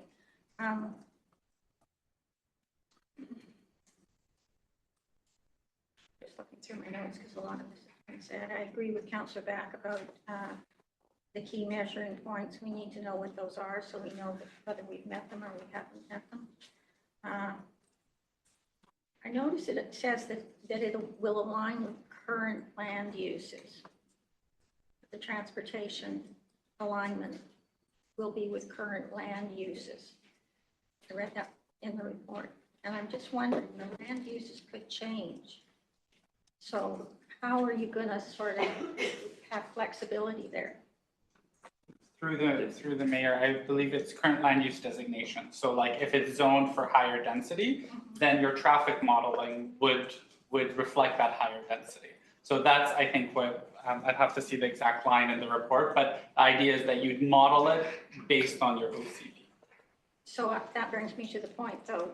Our land use and densities, given all the wonderful guidance we're getting from the provincial government, could change dramatically in some areas. So how do you see that impacting the work that you're doing now, or you're going to start on? Yeah, through my little, the modeling reflects our best estimate of what land use will be in the future based on all of those, based on the entirety of what we know right now. I mean, I cannot predict if the province changes their mind about something in a year, but based on all the information we know right now about schmooze, about density, the modeling will reflect that. That's also one of the things we work with our external working group, is we've also asked them for their best guesses at what land use looks like in 30 years based on what they know about their planning and the demand for change in their community and the impacts of provincial legislation on their communities. So I'll just say I don't have a crystal ball to say exactly what might change, but the best that we can based on what we know now about what the province has asked and what the OCP says, and what neighboring communities and First Nations are planning, that will be incorporated into the model. I guess my point I was trying to make is that you've got flexibility in there because we don't even know what's coming from the province all the time. So, I mean, as much as it changes quickly for us, it would change quickly for you. So there's going to be some flexibility in there. Well, and through Mayor Little, we've also incorporated in our work plan a few scenarios to model, so that will give us the flexibility to say, what if this happens instead of this happens? How does that change our assumptions? So that is part of the, I think, phase 4. Okay. And do I understand correctly that right now we have individual plans for community, like we have an Edgemonte plan, we have a Deep Cove plan, we have a Parkgate plan. All of those plans are going to be put into this. There won't be separate plans outside, or will these be sub-plans that'll still be in this transportation plan? Through the mayor, the idea here is that the transportation components would live in one master plan. So you have one master cycling network, you have one master road classification network, that would live in this transportation plan. And it would, we'd work with our community planning colleagues to ensure that any plan revisions on other plans would need to be amended. However, the idea would be that we have one source of truth for transportation. It doesn't mean that we're changing existing neighborhood plans or existing OCPs, but that the transportation components, either they live in this plan, or if there's detailed, like this plan would not give you a detailed cross-section of a road. And you might have that in a community, in a neighborhood streetscape guidelines. So there are some details that would exist in neighborhood-specific plans, but the overarching policies and the is this a bike route or is this not a bike route would exist in this plan. So are you saying the neighborhood plans would be updated, no matter where they're being housed? They're going to be updated? We have our community planning colleagues, is that something I could refer to one of my planning colleagues? Sure, thanks very much. Through Mayor Little, thanks, EHAB. You'll remember at the beginning of this year, Council had a report on some priorities for 2026, started to look at what some of the area plans might be. So we will come back to Council. We've been thinking about that, and at that time, Council commented around areas with high transportation infrastructure along the BRT, the future BRT, for example. So that, as EHAB said, the area plans, as we do them through Council's direction, it would be a bit of a package, if you will, of land use design as well as transportation related elements. So I think to some level, we will always have a hierarchy of plans, OCP, strategic community transportation plan, neighborhood implementation plans, but we want these to be able to talk to each other as much as possible. So that's a future work that will come likely with the next council as we look at those area plans that make sense to perhaps tackle before the next OCP. I appreciate transportation commenting that the transportation plan and the OCP will line up. We know that we'll get census data in in the next couple of years, which will inform our next housing needs numbers, which will inform our OCP and any changes to the community transportation plan. A bit of a long round. So I'm still a bit confused. Are the individual communities still going to have their local plan? Are they going to have an impact on that local plan? To be clear, what local plan, right? The province has made the general local plans of very little force and effect into zoning and planning, and since they can't really collide with zoning and OCP decisions, the local area plans currently don't have a lot of direct impact, except they help staff prioritize decisions in that particular area, generally speaking, but they're sort of, what are they, we just call them attachments or guidelines. They've been a bit downplayed. Mr. Cohen. I think the piece that I could add here, Councillor Forbes, is my advice would be let's see what we hear back from the community as part of the next phase of engagement. And if there is some policy that starts starting to develop that's drastically different to how we've been operating under the current reform of OCP, then we can start to think about how does this align, or how does it actually collide with some of those existing guidelines that we have at the neighbourhood level. So my advice would be, let's kind of see where the May, June cycle goes with community engagement. We're going to start to see some key themes emerging. You know, I anticipate we're going to be seeing the things we hear about quite regularly. But if for some reason there's a really common theme that's coming forward that we just haven't paid enough attention to, we haven't thought about, that would be a good opportunity to work with our planning colleagues of saying, okay, if this is in direct conflict with some existing documents, whatever they may be, that would be the opportunity for staff across departments to figure out, okay, how do we approach this piece of important feedback when we have an existing plan already in place. So I think it's more of a bit of a let's wait and see, and if there is a really surprising piece of feedback later in the spring, that can start to help inform the next year plus of plan consistency or purchase. Maybe you can answer something else. I noticed in the document, it talks about truck routes. The district doesn't have a definite truck route. Are we going to create a truck route? If I, sorry, at the start, through the mayor, I would love to explore that question with council. We don't have defined truck routes. We certainly have signage advising where trucks should or shouldn't go. There's many other communities in Metro Vancouver, TransLink's interested in understanding kind of inconsistency across the region. From my perspective, you know, looking at defining truck routes can become a challenging topic, particularly for those that live on truck routes. But the kind of catch-22 is that then you're also kind of identifying if there's certain locations in the community that should be expected heavy vehicles, and then we can kind of manage and respond accordingly. So for me, it's not going to be the easiest conversation if we do want to go down the path of defining truck routes. I think in time it would be a great thing for us to kind of have that conversation with council, see what feedback we get from the community through that. That's certainly something that I and through my team would love to identify. Are we in a position to define specific truck routes in The city of North Van and the district of West Van both have truck routes. We've been the oddball out over a long time. Thank you. I just wanted to comment, we've already sort of commented about what council's level would be on these things, and I just want to let you know, I don't want gold standard. I want something that's functional, that is going to last a while, still looks nice, but it's definitely not the gold standard. That's what I'd be. And the one other thing is curb space in the framework. You talk about, like, how are you going to deal with removal? Well, I guess that's down the road, not at this stage. Never mind, I'll ask that later. I would just like to say my only disappointment, it was a good report. So far, you guys have got a start on it, but I'm disappointed on the timelines. I understand that there's work there, but I don't understand the length of time. So other than that, it's okay. Thank you. Thank you, Councillor Forbes. I've seen some second-time speakers before I get them. Just time check. We are an hour and a half in after a 10-minute presentation, and we do have another item tonight, but council spend some time on what council wants to spend time on. I've got Councillors Miri and Councillor Ma. Councillor Miri, your comments. Just on the truck route. So the reason that there's no high density on Main Street is because that's our truck route. It was the departure from what the city of North Vancouver did on Esplanade, where they put density on the truck route.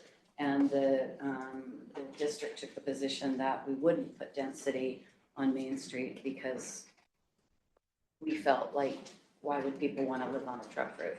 So we have obviously geography constraints. We have one main road that feeds into the port, and that's where the trucks exist. We have had this conversation before. There's no solution because the port is inaccessible from more vehicle access. So that's where that sits. I think we need to have a conversation and a discussion about how this plan ties into the OCP, into the budget, and connects. And I always feel like these presentations and these plans are siloed. They are, from our perspective, Just like the budget a couple of years ago when finance said that, the budget is being driven by service levels. Well, the definition of service levels was different for many people than what finance was defined as. Those service levels were defined by the official community plan and the town center development. So I wholeheartedly agree with Councillor Hanson that the biggest issue is congestion in this community and traffic. And people are very frustrated and continue to be very frustrated with bridges being shut down, not being able to travel east and west. When we did the Mountain Highway interchange, our engineers predicted it would fail in 5 years, and it failed almost to the day. So we still have this issue of east-west challenges, and neighborhoods are being affected more and more and more. We're building town centers. The writer of a letter to all of us said to me that the Lionsgate neighborhood was advertised as a walkable, livable community, and they can't get home. They couldn't get home when the lights on the first Narrows fell apart on the weekend or last week. So we need to understand, do we just keep going the way we're going, continually approving more and more and more development in hopes that the solutions of traffic are going to be somewhat solved miraculously? And we need to understand that. When the interchange happened, that was because there were years and years and years of lobbying and councils pushing the provincial government, pushing the federal government, demanding that we had to do something if we were going to continue to grow. The Sea to Sky is growing, Britannia is growing, the island continues to grow, and we are a direct link to both of those areas. And nothing has changed except for the interchange at Mountain Highway. That is it, and it's failed.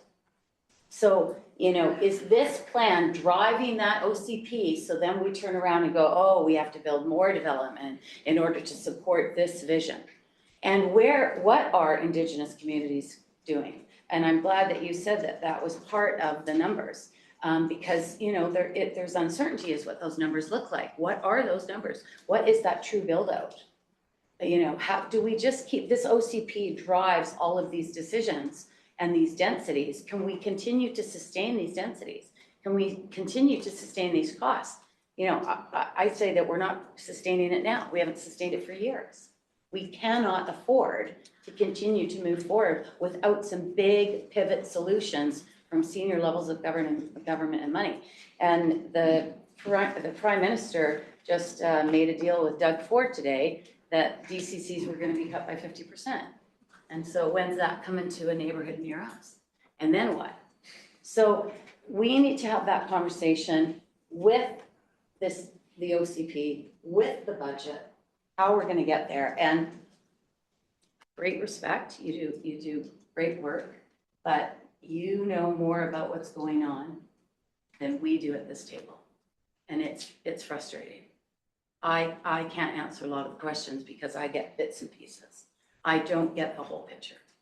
I don't understand what you're doing because it very seldom comes to this table. We're sort of brought in, we're given a presentation, very high level, asked to give you direction.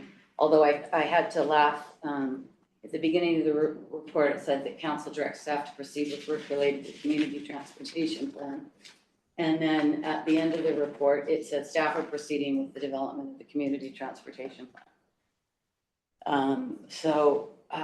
If sometimes it feels, with great respect, that the plan's already been created and we're just being given the plan that has already been sort of done.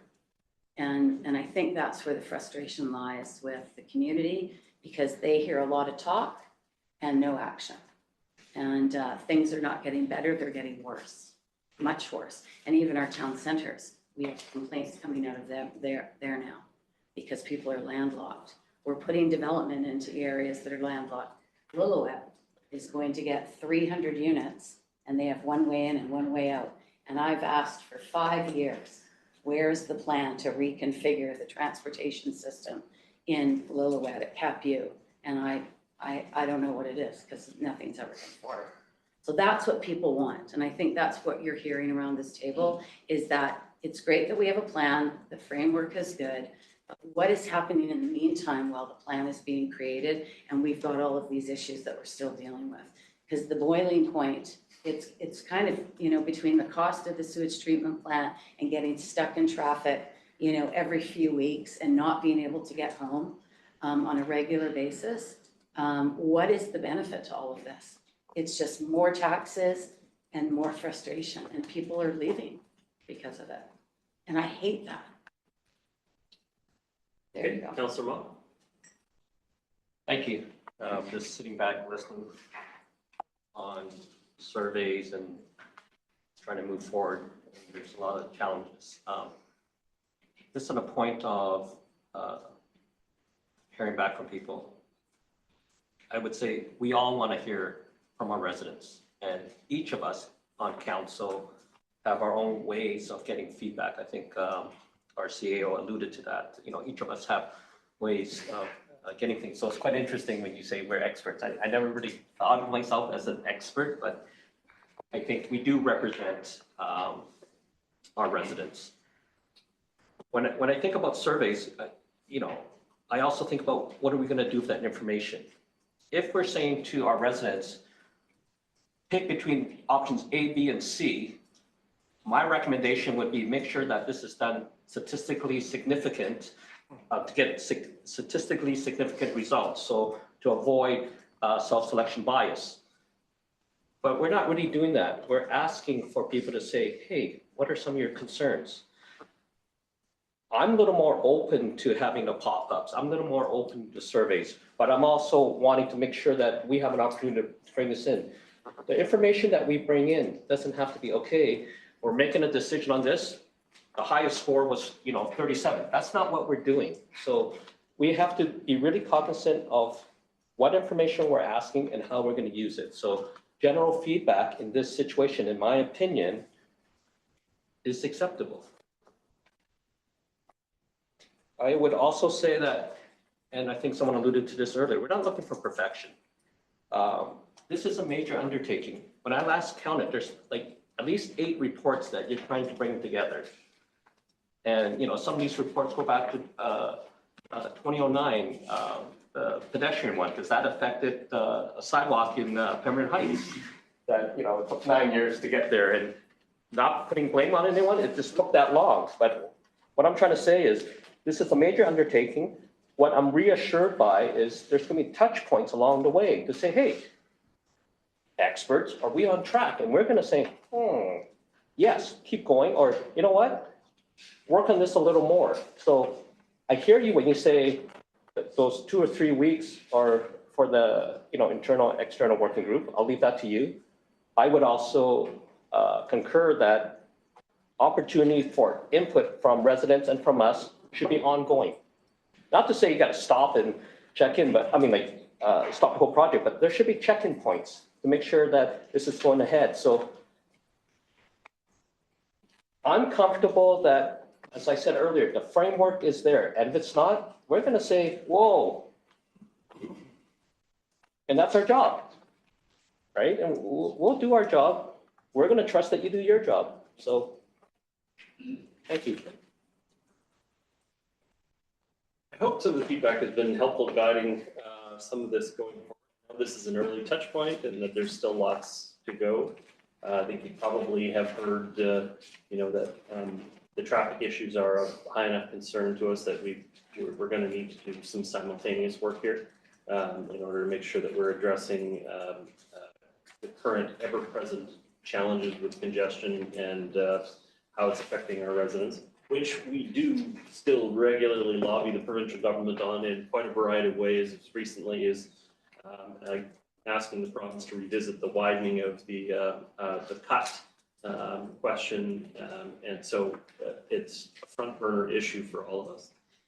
Having said that, I think that it's helpful for us to have a plan that represents our priorities and helps guide decisions going forward. And so I'm supportive of this continuing on moving forward. I see you're looking for a recommendation, and I just want to be clear we're in workshop here at this point, and so I think what you're going to get tonight is just you've heard the feedback of the council. If you want us to put something formally into a plan, we'll put it forward as a motion at a regular meeting of council. But I think this is just to help you guide the next little bit. Mr. Cohen, have you heard that, or Mr. Fox? Yeah. Yeah, thanks through the chair. I think what I'm hearing here is everybody is in favor of that. So if I can summarize it, we got to take back your consideration, make sure we engage with the proper people, do multiple check-ins. And from that, I think I've heard from everybody they're in favor on this plan moving. If that's not the case, then please speak up. Otherwise, we'll move forward and we'll bring communication back. Okay. All right. Next. No, not quite yet. So I know we have some members of the public who have come to speak to this issue, and so our policy is if we have time, we do have 10 minutes of public input, really checking in with the community to see what we've missed at this point, and so checking to see what any members of the public like to add their comments to our meeting. Catherine Fagerland. Hi, just to speak to, number one, I would totally agree with the congestion being number one issue. I don't know what, because congestion is an issue that is much, much bigger than anything within the district. It has a lot to do with through the district. That said, you guys are the ones that are the experts who need to be helping the district lobby the government, because the solutions are not something you can do, but you actually should have input for the experts. The other issue I would like to speak to is community engagement. The surveys suck. They are just, I mean, I know some people fill them in and whatnot, but they don't get you the information you want. The things that have worked, and I can only speak for what's working in April, because that's where I live, and have lived since 1981. When we have had a couple of all annual general meetings or whatever meetings, we've invited a couple of times. We've invited Lisa and Mayor Little to come and attend. Then we get lots of attendance. Well, lots, but we get like 100 people even sometimes. So We have a song and dance routine in there. so my suggestion for getting community engagement, use the community associations, because we can call in people. We have all that kind of stuff. Use them to call a town hall type meeting. Make sure that somebody from transportation is there, that we get to invite a couple of council members. And by that, it's almost as if we're selling the idea that there is a plan to be developed. By the way, pay attention, you have thoughts. And from that, we can publicize the survey, and we might actually get more engagement on the survey. Because we're the salespeople. Thank you. Did I see your hand? No? Okay. Yeah, okay. Yeah. Thanks, Randall. See everybody?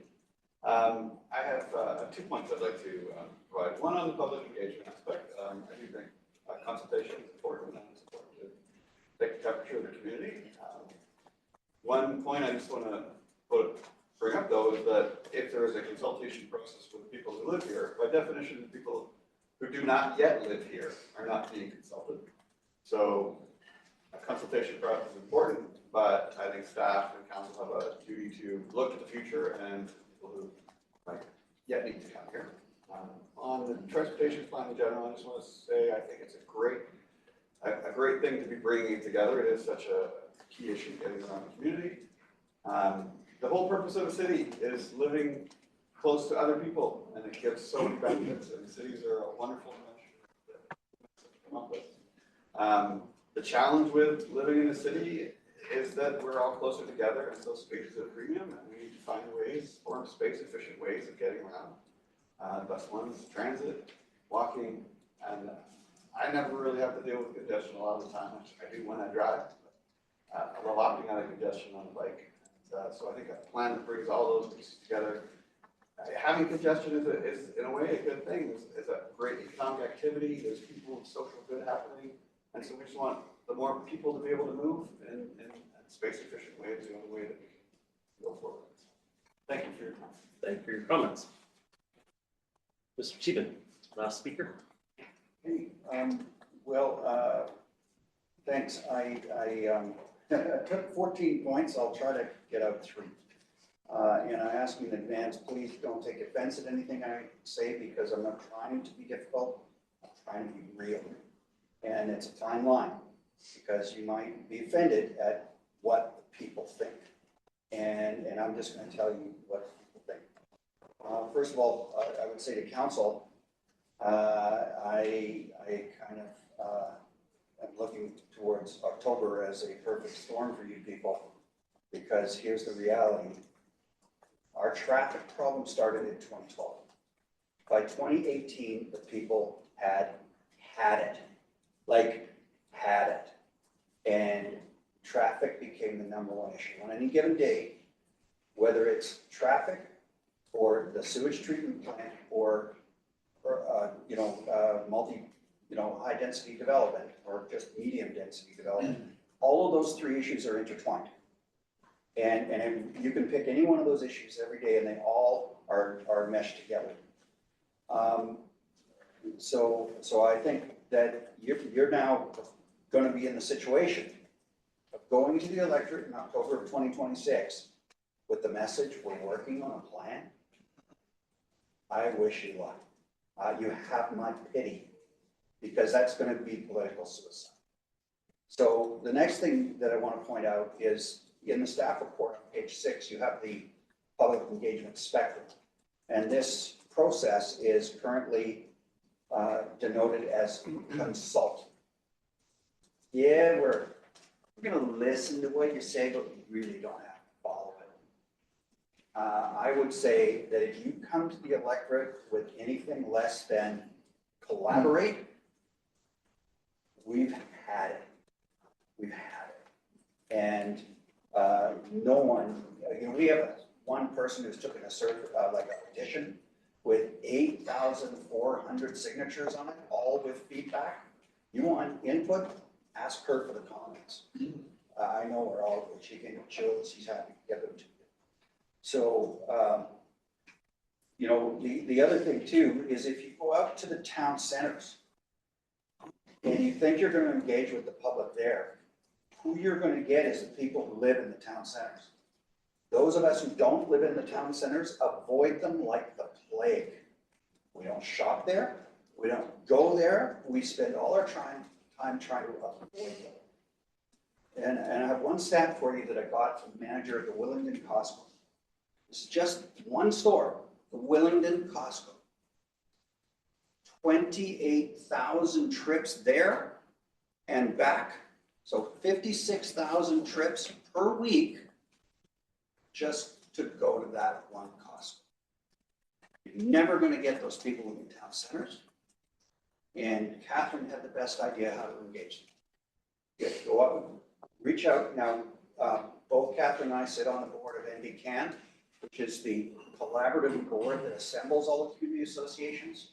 There's probably 2 speaking, meeting opportunities with us between now and the end of June. That would be April 15th and June 17th.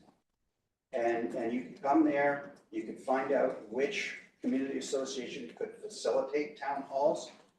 You will fill the places. There's no bigger issue. You have to be accountable to the people. If you think you're going to tell us, and you don't live here, and you're going to tell us what the fix is, you're going to get laughed out of the room. Because you could draw to a close, please. Yeah. The bottom line is, unless you have tried to get over the second narrows after 2 p.m. on a congestion day, you don't understand us. There's no textbook that teaches that. Thank you. Thank you very much. Okay, so we're going to move on to the second item of discussion. Miss Betty. Oh, sorry, I didn't see your hand earlier, Bev. We are over the 10 minutes, but if you can just make your comments, please. Thanks. Basically, I hear about the congestion issue. My concern is basically safety for pedestrians and cyclists in North Lanark. Basically, I put the data from ICBC from 2020 to 2024. I've gone through the newspaper clippings and also the Hub Bike Network. And I asked data from the RCMP and I was told it was confidential, which I thought was a very interesting response. From 2020 to 2024, and this is for the city and the district, we've had 371 bike collisions. In Upper Cap, and this was a friend of mine, last year, August 30th, he was hit badly, still recovering. Cap Road in Mount Royal, September 2025, another cyclist hit. I don't know the condition of that person. What's been really serious is the number of pedestrian collisions we've had. We've had 285 in the city and district from 2020 to 2024. I haven't included in those numbers recent ones. Again, data was not given to me by the RCMP as it was confidential. So here we are, and the areas that cause me concern are crosswalks and the trend to hit and run. So say, for example, June last year, a senior struck in Edgeworth Village at a crosswalk, and that's a 30k speed zone. A pedestrian hit Windsor and Delbrook on crosswalks, all right? That was 2025 again, another crosswalk. Highlands and Wavetree, 2 hit on a crosswalk, hit and run, and that was this year, 2026. August 29th, 2025, 700 block Lynn Valley Road. Mangroil Boulevard in Skyline, June 2025, a pedestrian struck. And lastly, a German student was killed in Cap at a crosswalk. So my concern is, it seems that the crosswalks, to be honest, are becoming very dangerous. False sense of security. It seems to me that there's a tendency to show that crosswalks are not safe, and that also hit and run seems to be becoming more popular. I've been talking about this issue for God knows how many years to you as a council, and I feel that there's been little advancement in the safety of pedestrians and cyclists. I feel as a citizen somewhat helpless. The ability to change lies with engineering, it lies with politicians, and it lies with the RCMP. I'm requesting 3 things. First of all, a 30k zone at crosswalks to slow people down. I'm also asking that all parks, and this has come up so many times, all parks should have a 30k speed zone. They do not. And finally, I would suggest that we begin implementing a 30k zone in all residential areas. Yeah. And thanks for listening to me. Thank you very much. Okay, carrying on with this evening's presentation, the next presentation. Call this council workshop to order. Next item up for discussion is the Mountain Highway Southern Segment update. And unless Mr. Cohen has opening remarks, I'm going to go straight to Mr. Taha. Mr. Taha, go ahead, please. Thank you, Mayor Little. The next item on the agenda is the Mountain Highway Southern segment. We've kept the presentation portion to approximately 10 minutes to allow for ample time for questions and answers at the end. Mountain Highway was identified through the district's road safety program as a priority corridor due to a history of collisions, especially for vulnerable road users, including a pedestrian fatality in 2019. To better understand these issues, the district completed a technical review in 2022, followed by 2 rounds of engagement in 2023.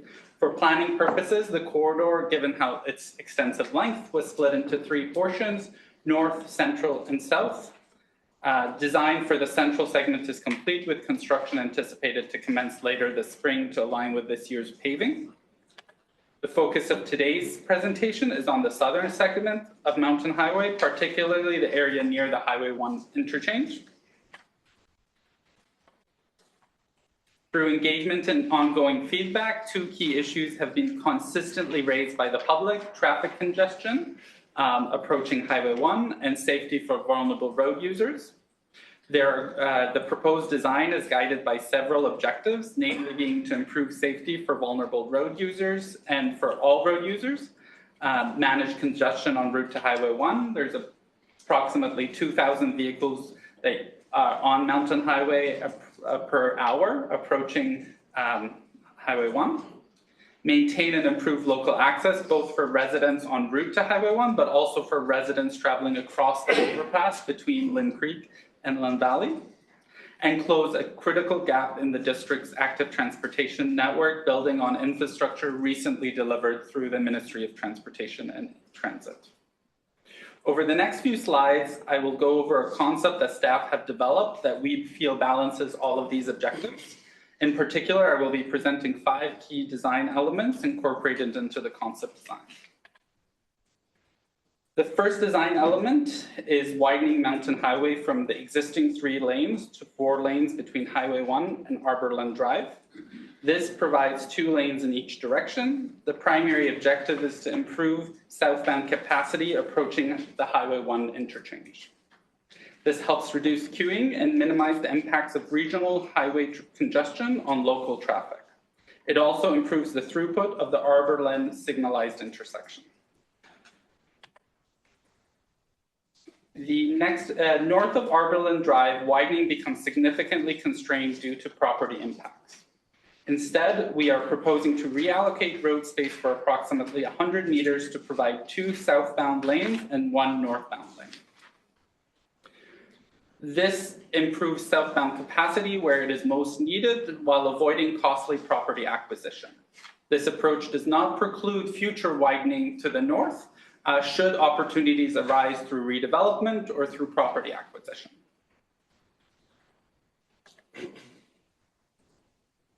The design transitions back to the existing lane configuration approximately 100 meters north of Arborland Drive at the existing bus stops. This location was intentionally selected to allow for bypass lanes at both northbound and southbound stops. In practical terms, this means vehicles can pass buses while they are picking up and dropping off passengers, reducing the risk of queues or spillover traffic.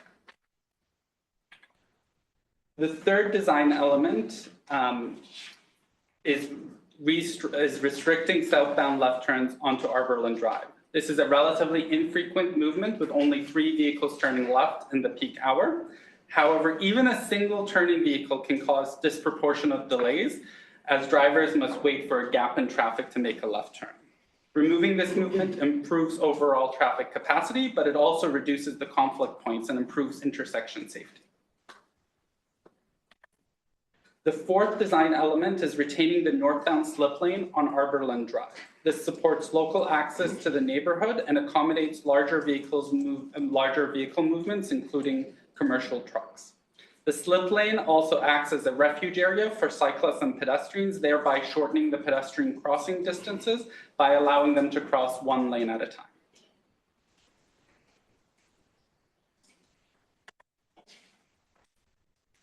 The final element is the construction of multi-use paths between Highway 1 and Arborland Drive. This provides a dedicated, separated space for people walking and cycling along the corridor. It also enables the district to pursue external funding opportunities through TransLink, as this corridor is part of the major bike network.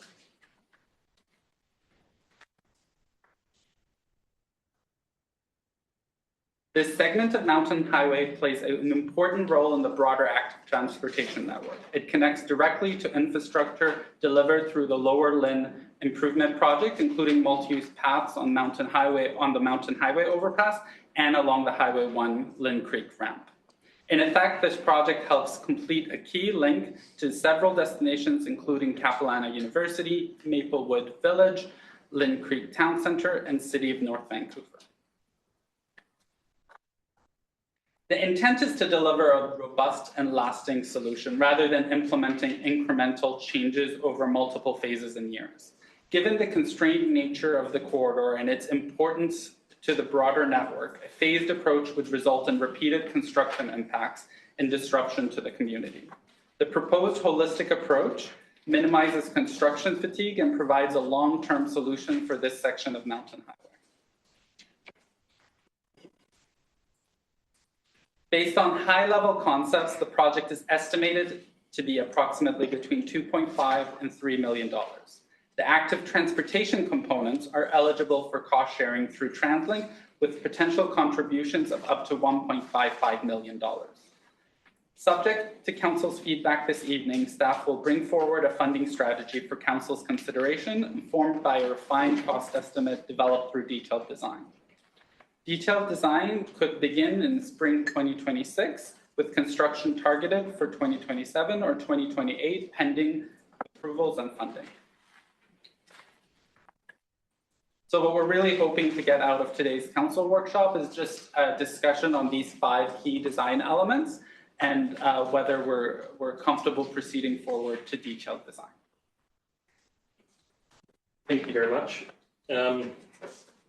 I'm generally supportive. I've been advocating for the flip of the downhill lane for a long time, and so I want to see this. I've also, commented a number of times about improving cycling infrastructure near our highway access points is probably more long-term beneficial to produce potential commuters than switching their mode share over to cycling than stuff further away from the highway exchanges.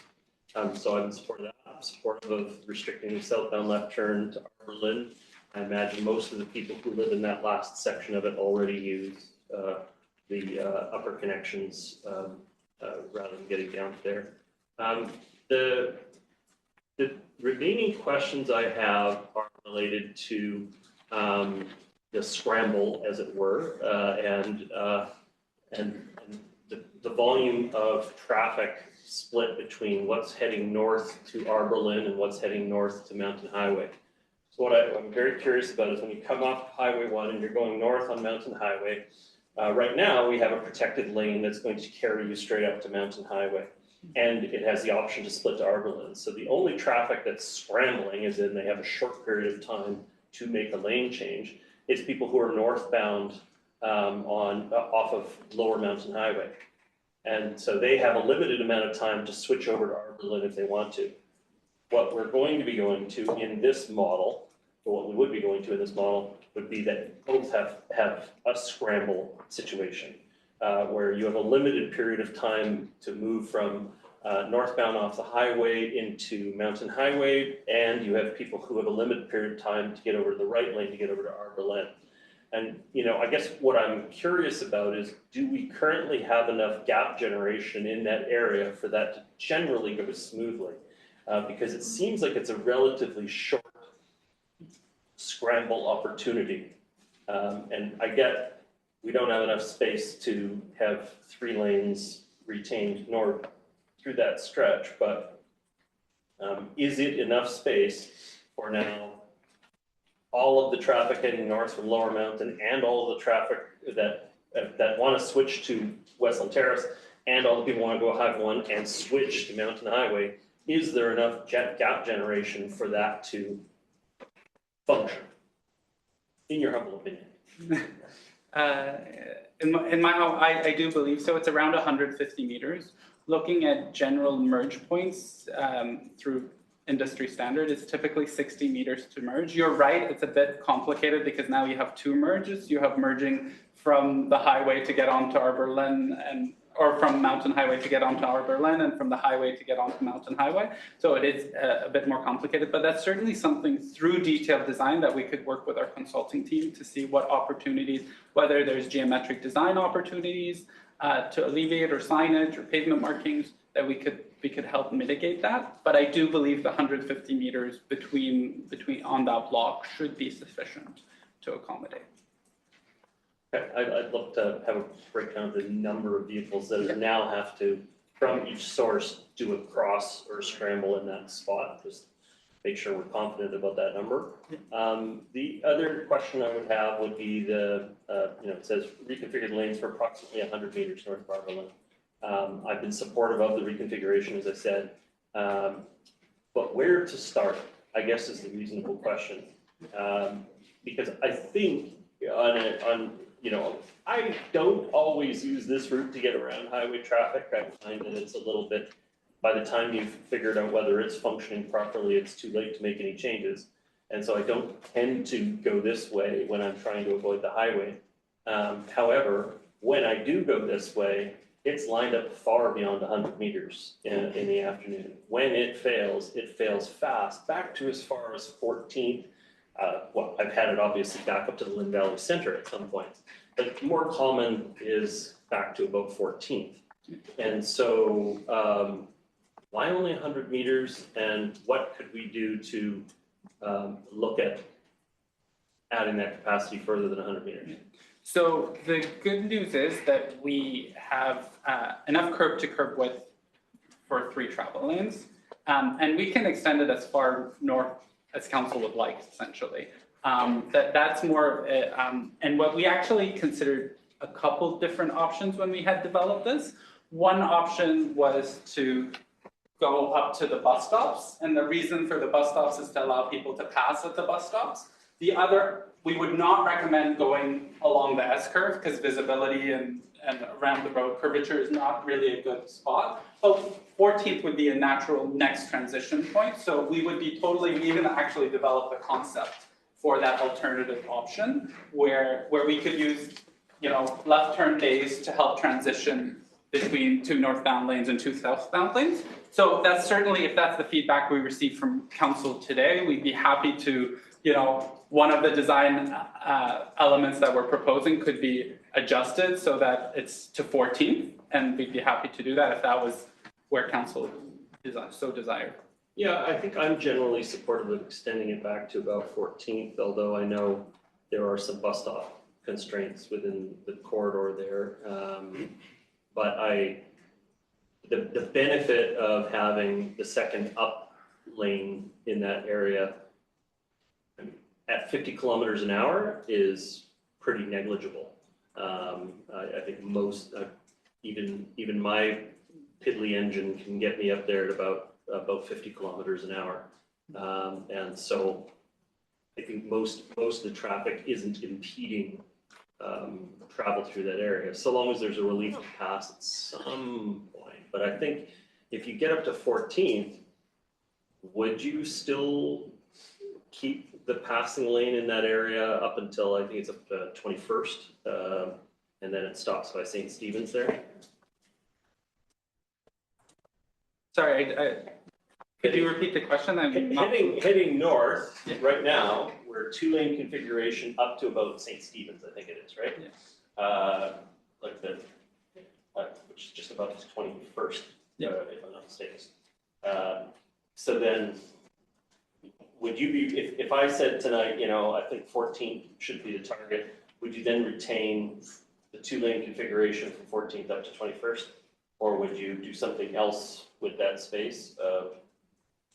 I think the project scope we'd probably stop at 14th, and then through the next repaving cycle, for example, instead of eradicating pavement markings and adjusting them as part of this project, we could always revisit, how far we could test 14th, see how it works, and if we're continuing to see operational challenges, then through the next repaving schedule, we said, you know what, it worked really well to swap the lane, so maybe we should keep swapping further north. And so it might be a bit of trial and error, but I think as a starting point, I wouldn't necessarily go further north than 14th.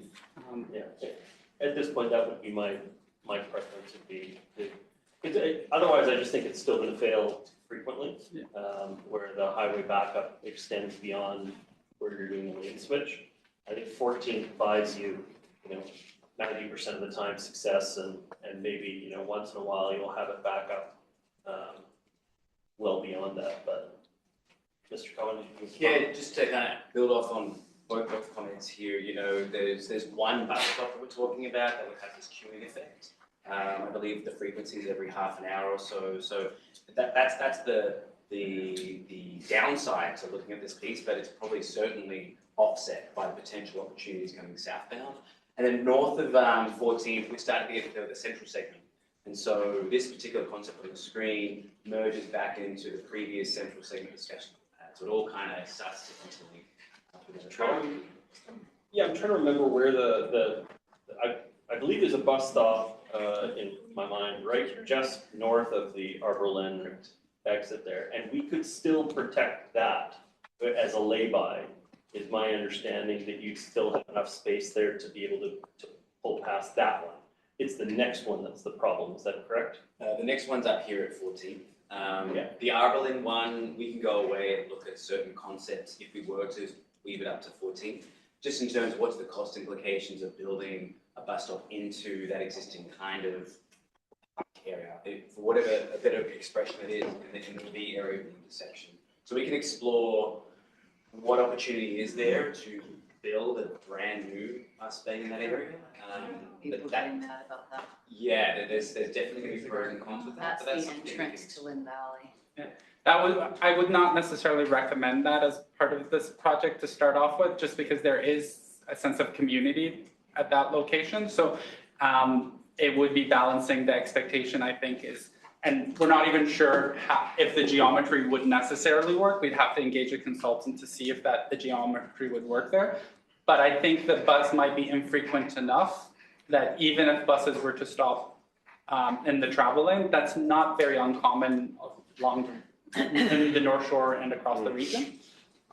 Yeah, I'll just say it's something to consider, because if I come to a full stop behind a bus on that steep of a hill and any heavy truck traffic coming up there, it's going to be slow recovery because. Well, you need to get another car.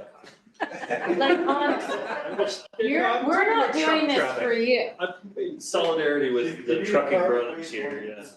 So that's an excellent point, Mayor Little, but that's probably why our first proposal was the 100 meters back. We actually recommended relocating the bus stop further 100 meters so that people wouldn't have to stop and we wouldn't have to impact those trees and we wouldn't have to impact that plaza. Yeah.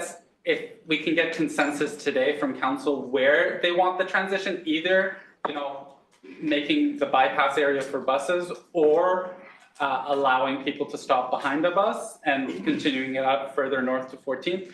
I don't think staff are positional, and there's not really a technical right solution for either. It's more about what appetite there is for either solution.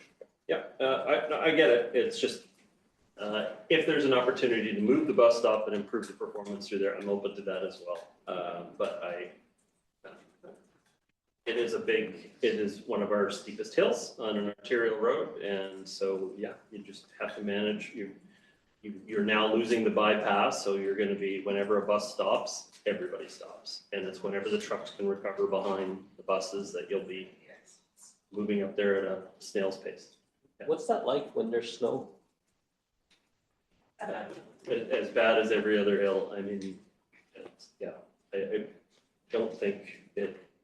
I don't think it gets. I mean, it's super steep. It gets icy. It gets steep. It's not great. But I'm assuming that's a priority one for sanding and salt. Oh yeah, it's a transit route. So yeah, it's one of our priority one routes. Okay, Councillor Mary. So I wish I could see a whole map, the whole road.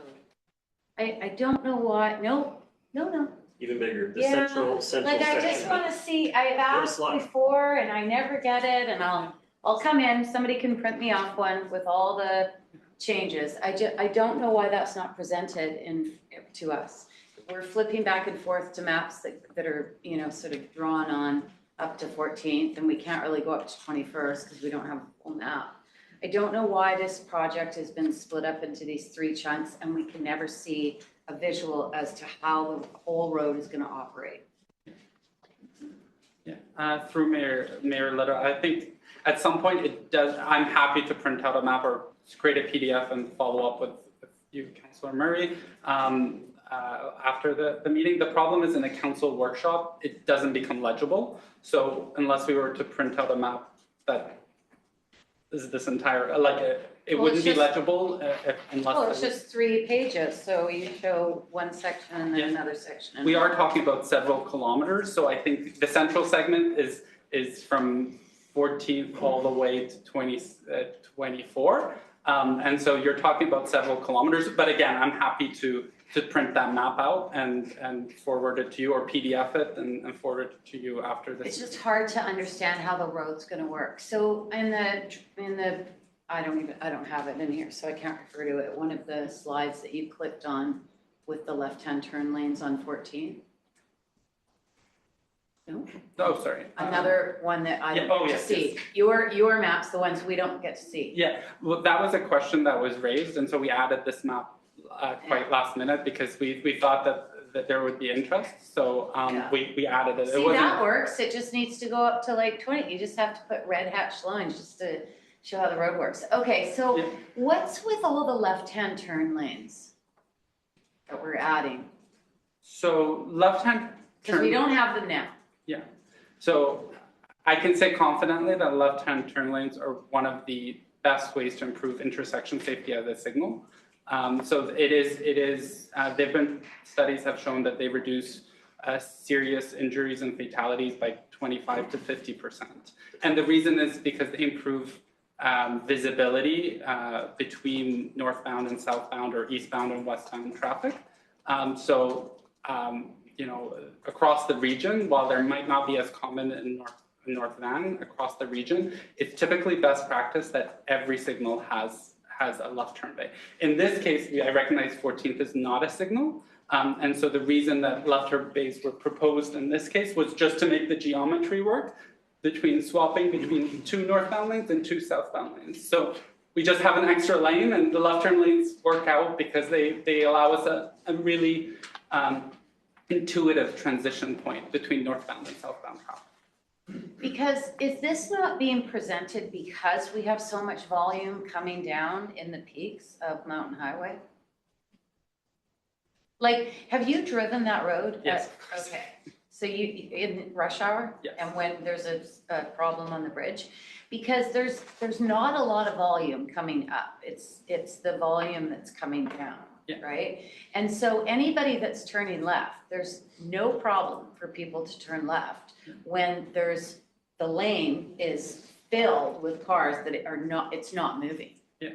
Like it inches. It's like, 15 minutes down the mountain highway to get to the intersection where you can sort of slip around that lane to get either down to Keith Road or, it's the lane on the bridge. Yeah. That's what's backing it all up. So I'm just wondering if there's not better use of that considering the volume that we're trying to address.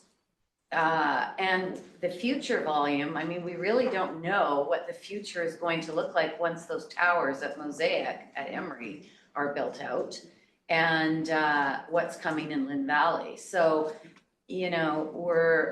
and I'm not sure where it even transitions from, like the mayor is suggesting 14th. And then we're wanting to test that to see whether or not we want to go beyond that to 21st. Yeah. I just feel like we're doing this in piecemeal pieces because we're worried and we're adding left-hand turn lanes. I don't know that we need them. Like I think Councillor Forbes and I took the position at 20th, like at Kirkstone. There's no room in there. Like I'm fearful of what we're gonna do. I have anxiety about what's gonna happen at that intersection because there's so little space with that hydro box, that property and the curb, the sidewalk, and the whole issue that people had, especially parents from the school, were that they didn't have enough space to stand. Now we're actually pushing people closer to the curb because we're putting a left-hand turn lane to go down 20th. Yeah. And so I just cannot, I wish we had one of those animated, those computer animated models where we could see how the traffic works. We've done that before in different areas. When the highway interchange was made, we didn't allow any left-hand turns off of the merge coming eastbound down Highway 1 to Arberlin. We did not put that turn mechanism in, so people are coming down through Lynn Valley. And now I assume they're going to be turning, we're going to want them to turn on 20th down onto Arberlin. The ones that are turning left right now, they're going to have to turn earlier, right? So I just... So may I just say though, I think what Mr. Taha is saying is that when he says geographically, it makes sense. Otherwise, you're going to have a void. Yeah. You can move the bus stop further up, and then you have that space to be able to pass the bus stop, which seems to be a problem. But we've put in a left-hand turn lane, which I would suggest if you are going to move the bus stop, that's what people are gonna use to get around the bus. Yeah, I've got to imagine the left turn lane northbound onto westbound, it's less than a vehicle an hour. Yeah, there's Yeah. no, So why are we taking up space Yeah. with so few cars Yeah. making a left-hand turn? So I'm happy to move the merge point slightly north. It's not, these left turn bays are not, they're not meet what we would want from a safety or warrant perspective. This is just a geometric design exercise. We had extra space, so it makes the most sense to put in the left turn bays to allow for a transition between northbound and southbound traffic. That's all that they're serving in this function. We could review other laning configurations. You could just hatch that area, but then people are turning left from the through lane. Oh, well, and people don't care if it's hatched or not, they're gonna drive over it if they can get where they need to go. Yeah, so I think that was the perspective of this, yeah. I do think I think it's challenging not to be able to see how the whole road operates in these sections. And I think we're trying to alleviate the congestion on this on this road. And we're just doing it in small little increments, and we know what the problem is. We know what's coming. And I'm just wondering why we can't see a plan for the whole road instead of sections. May I suggest, I think we did that to staff. When staff were originally looking at Mountain Highway, we said it was too much all at once and said we wanted to deal with the central section, northern section, and break them out with different. No, I recall actually that there was a report that was coming to a regular council meeting saying we were removing a lane from Mountain Highway to put a bike lane in. That's what I recall. But the central section had a paving deadline, which is why we did that. Which was supposed to be last separate. summer. Last summer, it was supposed to be paved. And it didn't happen. And so now it's gonna happen this summer.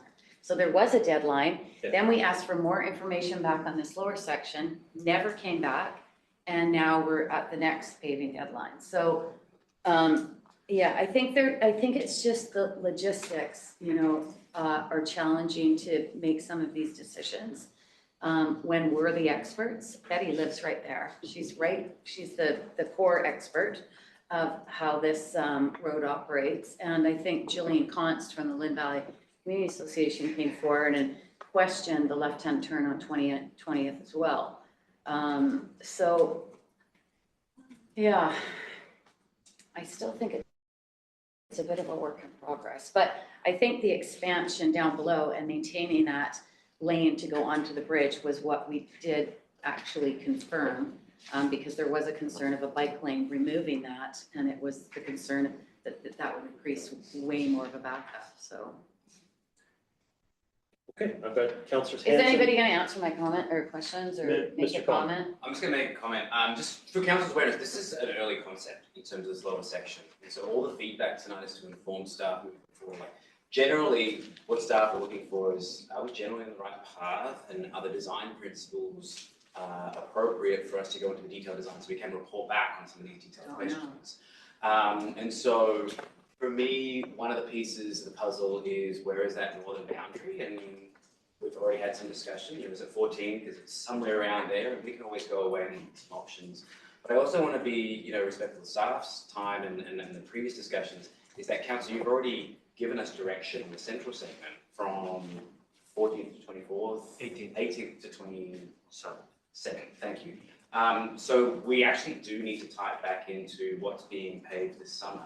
So that's kind of where staff, from our perspective, a key question is where do you do that lane switch? That's going to be a really key piece of feedback for us that when we report back to you and share, saying, here's the different options we looked at, here's kind of the type of transition points that we're working through. So that's kind of, I just want to make sure that council's aware that this is not a one and done discussion. This is we're having a feasibility or a concept discussion. We will be reporting back, so we do need to report back on what does this cost, how do we fund it, are we balancing priorities or bringing simpler plans in that project. Then maybe show us those options of those different, like with a left-hand turn lane, without a left-hand turn lane, where the bus stop could go, how we could push it as far up as we can. Exactly. As two sets of options. All right, I've got Councillors Hanson, Ma, and Forbes. Councillor Hanson. Yeah, thank you very much. Thank you for your staff.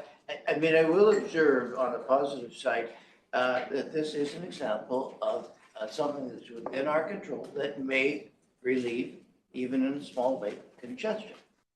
So. For 150 meters. Well. Yeah, you know, better something than nothing. Exactly. Going back to what the community is most in interest of. So thank you for that. I walked around it this morning. The other thing I'd observe is that I didn't feel apropos of Parlow's comments earlier. I didn't feel safe taking the crosswalks in this area. So the traffic just seemed to be going too fast for me anyway to want to cross on the crosswalks. Plan makes sense. I support it. I would support moving up to 14th because if we're seeking, as Mayor Little observed, to provide some congestion relief, we're more likely to get that if we put the second lane right up to 14th. So I'll leave it at that, but you have my support. Thank you. Councillor Ma. Thank you. I'm just wondering, was talking about this with a resident earlier that's sort of more familiar with the area. So overall, like the concept, but I'm trying to understand with only one northbound lane after the Arborland turnoff, has there been any analysis done in terms of whether traffic will start bleeding off there if it gets backed up going on Mountain Highway? Are we going to be creating more traffic on Arborland? Do we have any thoughts on that? I missed the councillor. Where would the additional traffic on Arborland be coming from? Because if you look at the current situation, there's two northbound lanes, right? Yeah. So now we're going to go one northbound lane. Only for a little while. Will some people take the option of? Yeah. Going to Arborland. Rather than keep going up. Yeah. It's a pretty long way to get back to the town center. I know friends that go that route. Scenic route. Well, and they rat race, right? Yeah, if someone lives higher up, Allen and Draycott, Yep. they're probably more likely to go Arborland with this configuration than Mountain Highway. How much of a, transfer would you predict? What I've seen from the traffic models that we did through the 2023 is that that one northbound lane at this location is sufficient to accommodate the congestion, the traffic volumes headed northbound. So you are correct that people may choose to do Arborland, and we can't completely restrict that movement. However, I think there's enough capacity on Mountain Highway northbound in one lane to take the volume of projected traffic in that direction. It turns out that we need to adjust. We'll probably adjust in the future. I support the MUP. I'm learning about how important that is from the resident. What is to protect cyclists if they take Arborland? Like, the MUP is great, but when you come to that point, if you want to continue north and you decide to go on Arborland, are you just riding on the road then? Yeah.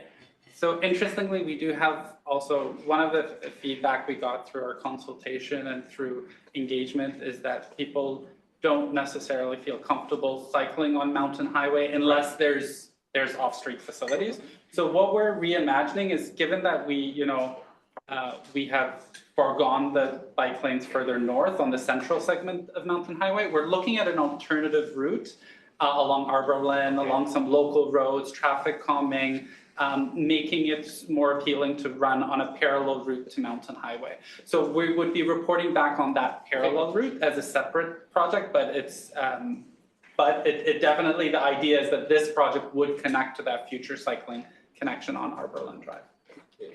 I was speaking with another resident, Aaron, he said I can use his name. He uses Mountain Highway quite frequently, and his concern is when two lane merges into one. He's wondering if there's a possibility for better signage, and I was wondering if there's different ways we can do road markings and I don't know if we have cat eyes on there. I didn't notice it when I drove by today. Where is it, right?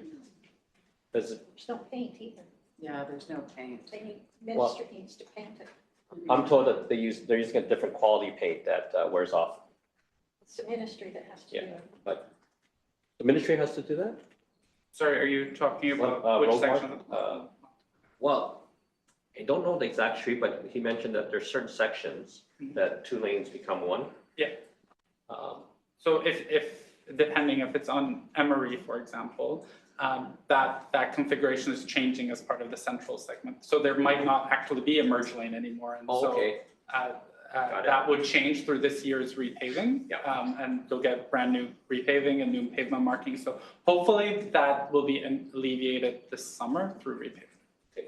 Generally supportive of the concept, and in terms of how far north before you make it into, I'm going to defer to my council colleagues that drive that area a little more frequently. But I think this is going to improve traffic flow and safety for both pedestrians and cyclists. So thank you. Okay, thank you. I've got Councillor Forbes. Yeah, my biggest concern when I was looking at this was exactly what you spoke about. There isn't enough distance there for Mountain Highway to get over to the Arbor Lynn and then coming off the highway in the Arbor Lynn lane to get over to Mountain High. There just isn't enough distance there. And if cars are stopped at that light right in that triangle intersection, that makes it even worse. Light. So there's not enough room there. I'd be terrified to do, I come up off the highway all the time and I have to do 2-3 shoulder checks to make sure I can get into that next lane now, cars coming through the intersection. God help me if I have to get over there faster. So you're dodging the oncoming traffic coming up Mountain Highway, and you're trying to watch in front of you that the person in front of you hasn't stopped because they want to get over there too, but they can't. So you almost rear end somebody, and now you're going to have 2 lanes that are trying to, as Claire said, 2 lanes that are trying to go back and forth. It's just not enough room there for that. I actually think the way it worked was quite lovely, actually, because it gave you time. And if you didn't have enough time, you went on the scenic route down Arbor Lynn instead of getting onto Mountain High. So I'm concerned about that distance.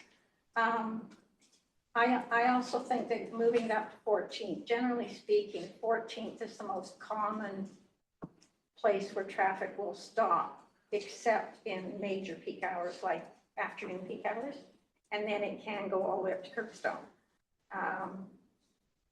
Yeah, because there's been a few times where I've come down Kirkstone and I just went straight across to 20th, turned around and went back home because I can't get down. So 14th would be my recommendation for that. When I was talking about paint the lines, I was talking about the lines where you're coming down Mountain Highway, and right now it's a single lane, and then all of a sudden it widens up if you're going for the route that will get you onto the bridge, and then you're going for the 3 other lanes.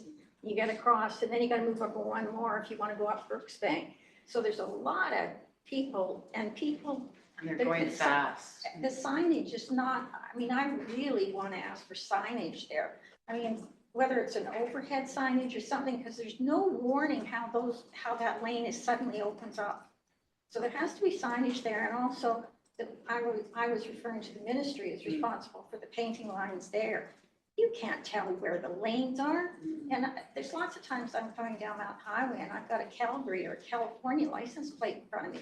And I just pray that they're not going to get hit in front of me. So there has to be better maintenance on those lines because that opens up to such a wide area, not just 1 more lane. And there has to be signage ahead of time telling you which lane you should be in ahead.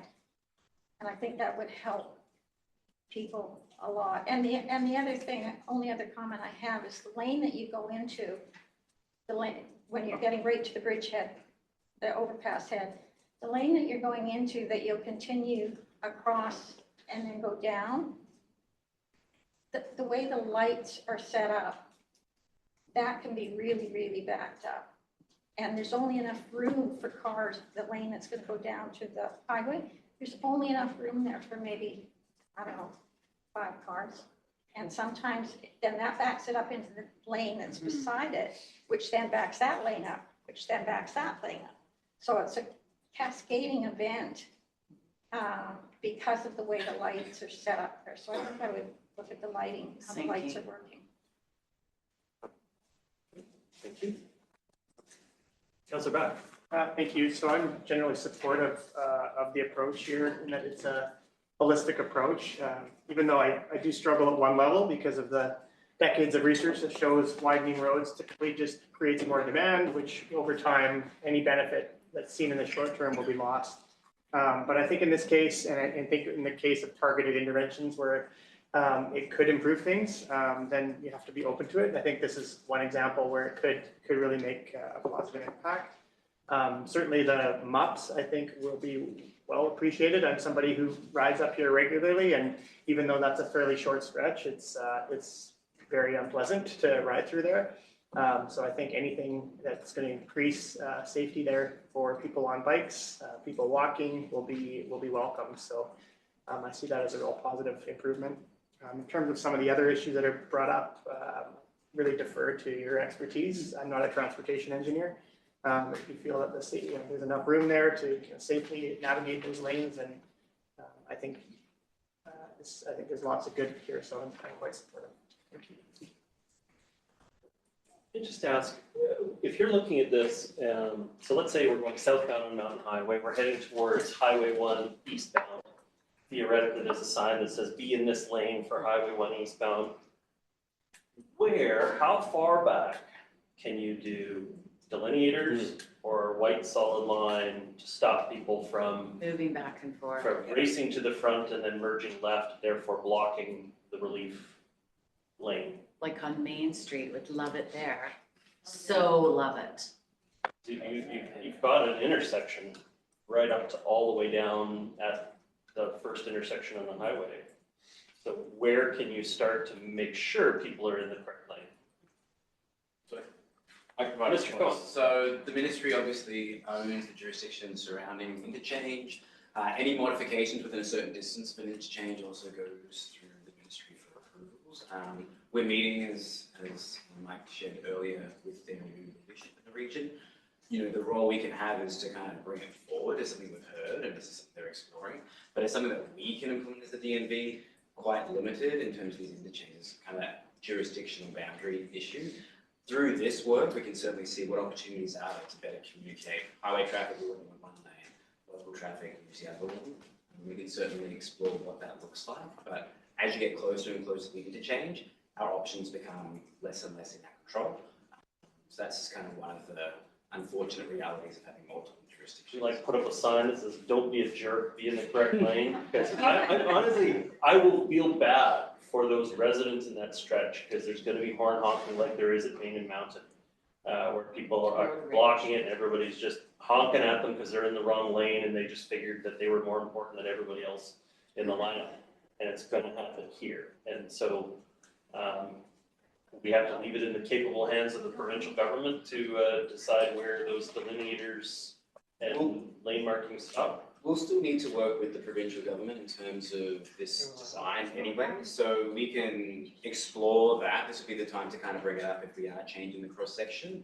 I will leave it to the province in terms of what their response could potentially be, but we'll certainly take that away in terms of what opportunities are there to avoid that frustration. Offer my creative sign making capabilities to assist you if I may. There's those electronic things you can put in your car. They've got little red lights and they have different shapes of hands. Some shape like a middle finger. Yeah, I think it's quite effective. I actually stopped doing that when I got elected. I thought, if I do it to somebody that's a voter, I stopped doing it. So now I'm relatively well behaved. Anyway, on the map, right, okay, so right there between retain, slip, and widen to 4 lanes, there's like a big sort of open section between the pink and the green arrows that are going to Arbalin. What is all that in there? Like, are we taking any room from the boulevard for the bike lane or the multi-purpose path?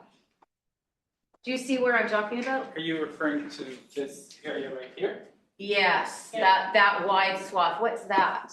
So I think this is, again, just conceptual. I think you're trying to maintain a boulevard as much as possible in separation from general traffic. But But those we'll use details- the existing boulevards to, but. an existing road space, so we're not taking, there's no property acquisition whatsoever as part of this project, it's all within existing road allowance. Okay, and so, oh, go Sorry, I ahead. just wanted to add to that, like council, you should assume that with this concept, PL to PL is a full width rebuild. What, say that reconfiguration. again? Property line to property Property line. line to Okay, property so line. please use not those technical. So just assume that this is actually through, between Highway 1 and Arville, this is actually gonna be a full rebuild of that section. So I would just say too, because we're connecting these bike lanes to the bike path that goes down towards the old mountain highway. Yeah. And I would just, I'm just gonna pipe up now, but, and I would come down and cross at the bottom and then go down the bike path towards the Holiday Inn. But if you cross and you go into the path sort of behind the wetland, down towards Orlin, I really think we need to go in there and look at like some visibility. In the summertime, when the trees are full that have grown up down there, it's like a tunnel. And it's kind of intimidating, especially if you're sort of traveling later in the day. And I would just put a shout out to maybe talk to Parks or whoever is responsible for that area to make sure that those paths are more open rather than the foliage that's growing on them, because they become blind and people, I wouldn't go that way anymore once those trees grew up because I didn't feel comfortable going through something that was so confined and with blind corners, right? So, okay, a bigger map. Okay. That's for sure. Want to see a bigger map? Anybody else like to add their comments? Okay, go to the public for comment. Again, what, about 10 minutes public comment, if you'd like, Mr. Stephen? 3 minutes is yours. Yeah, thank you. Very supportive of this plan. I live in Seymour, and Councilor Forbes and I get along on a lot of issues, but not this one, because I have a route called my Scooby-Doo route that whenever I want to get home to Seymour, I go up 29, past Councilor Forbes' place, turn right on Kirkstone, come down, all trying to, I don't want to go on the bridge, right? So the idea that there's 2 lanes downhill makes perfect sense, and I totally agree with the mayor. You need very clear signage that says this lane to be able to go on the bridge, this lane to go to South Mountain Highway or wherever it is, and solid line. I would ask you to put a curb down the middle if I didn't think that it would inhibit snowplow. Otherwise, there's just going to be fights and arguments, but it is very much necessary. I think that the starting point for the 2 lanes downhill ought to be actually at Kirkstone 20th. And the reason I say that, going uphill, it turns into 1 lane anyway at 24th. And speaking on behalf of my fellow drivers around the district and all urban areas, we can't stand when a road opens up into 2 lanes and then goes back into 1 lane. Look, why do it? And Keith Road has become kind of useless because they do that. It's 2 lanes, then it's 1 lane, then it's 2 lanes, now it's 1 lane again. Just make up their mind.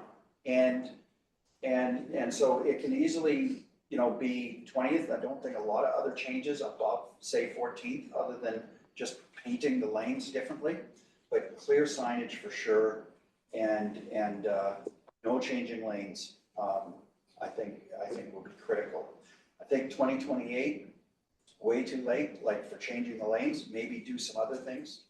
And the last thing I would say is, as soon as I see the multi-use path, I think that's a great idea. But we want to know up front what TransLink is going to try to dictate. Because we got totally screwed over on that.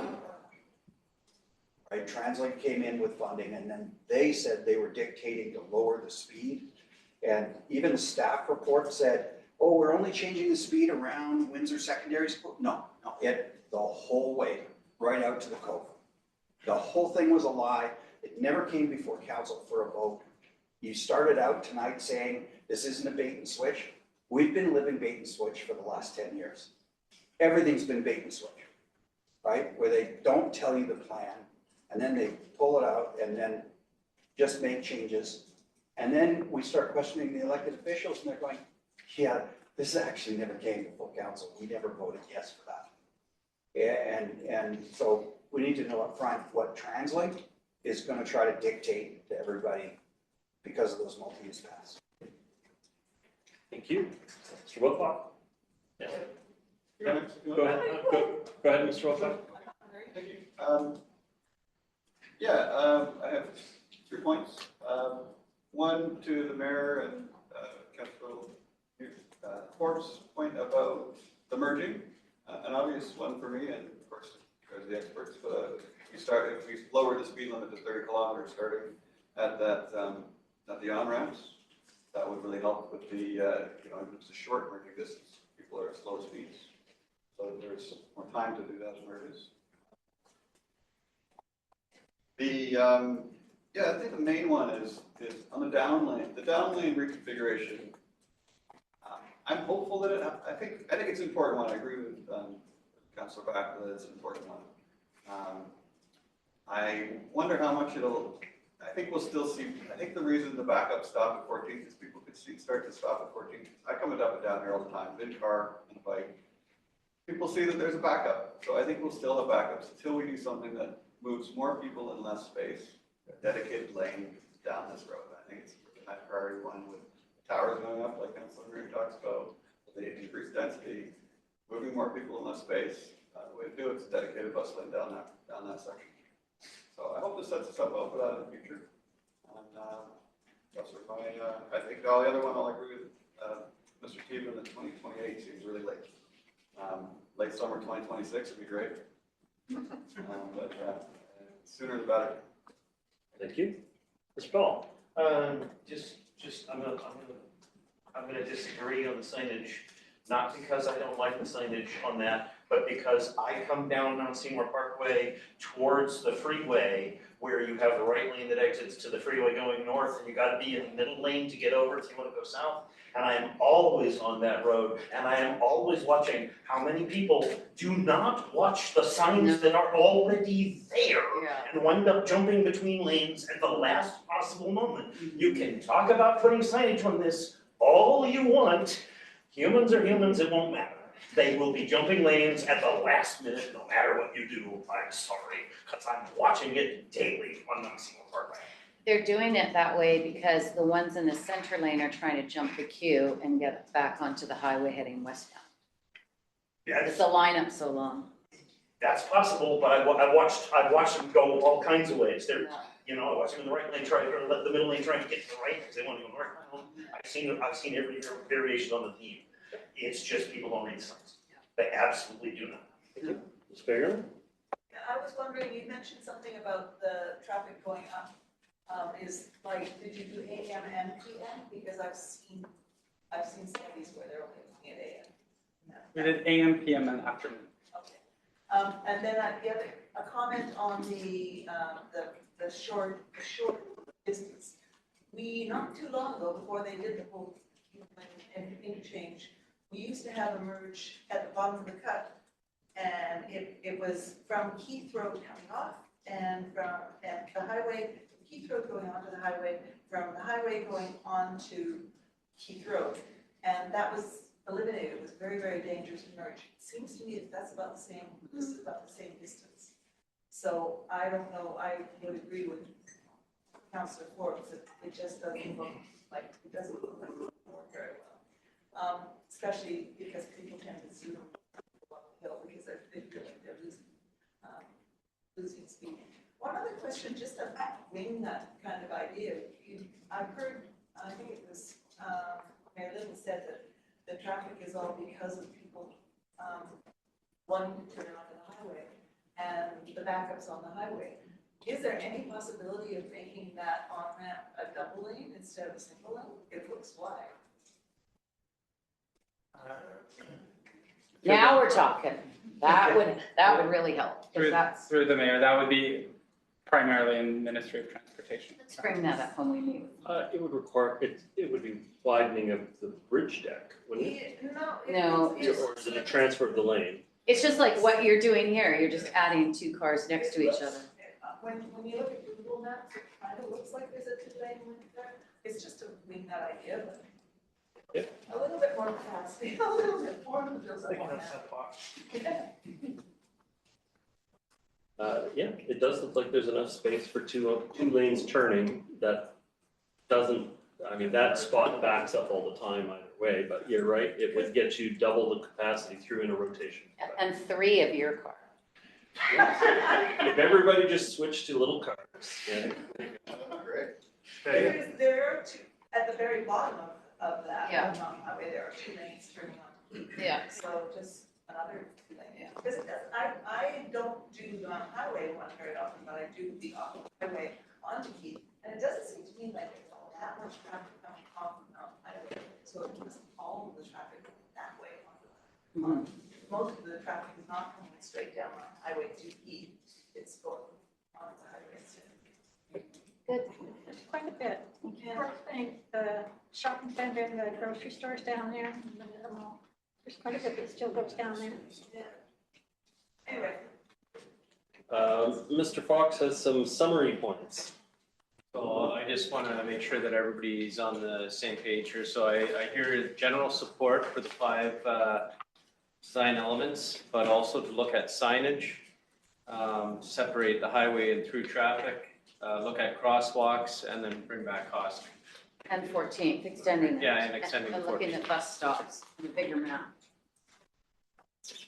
If that's not burned into everybody's head.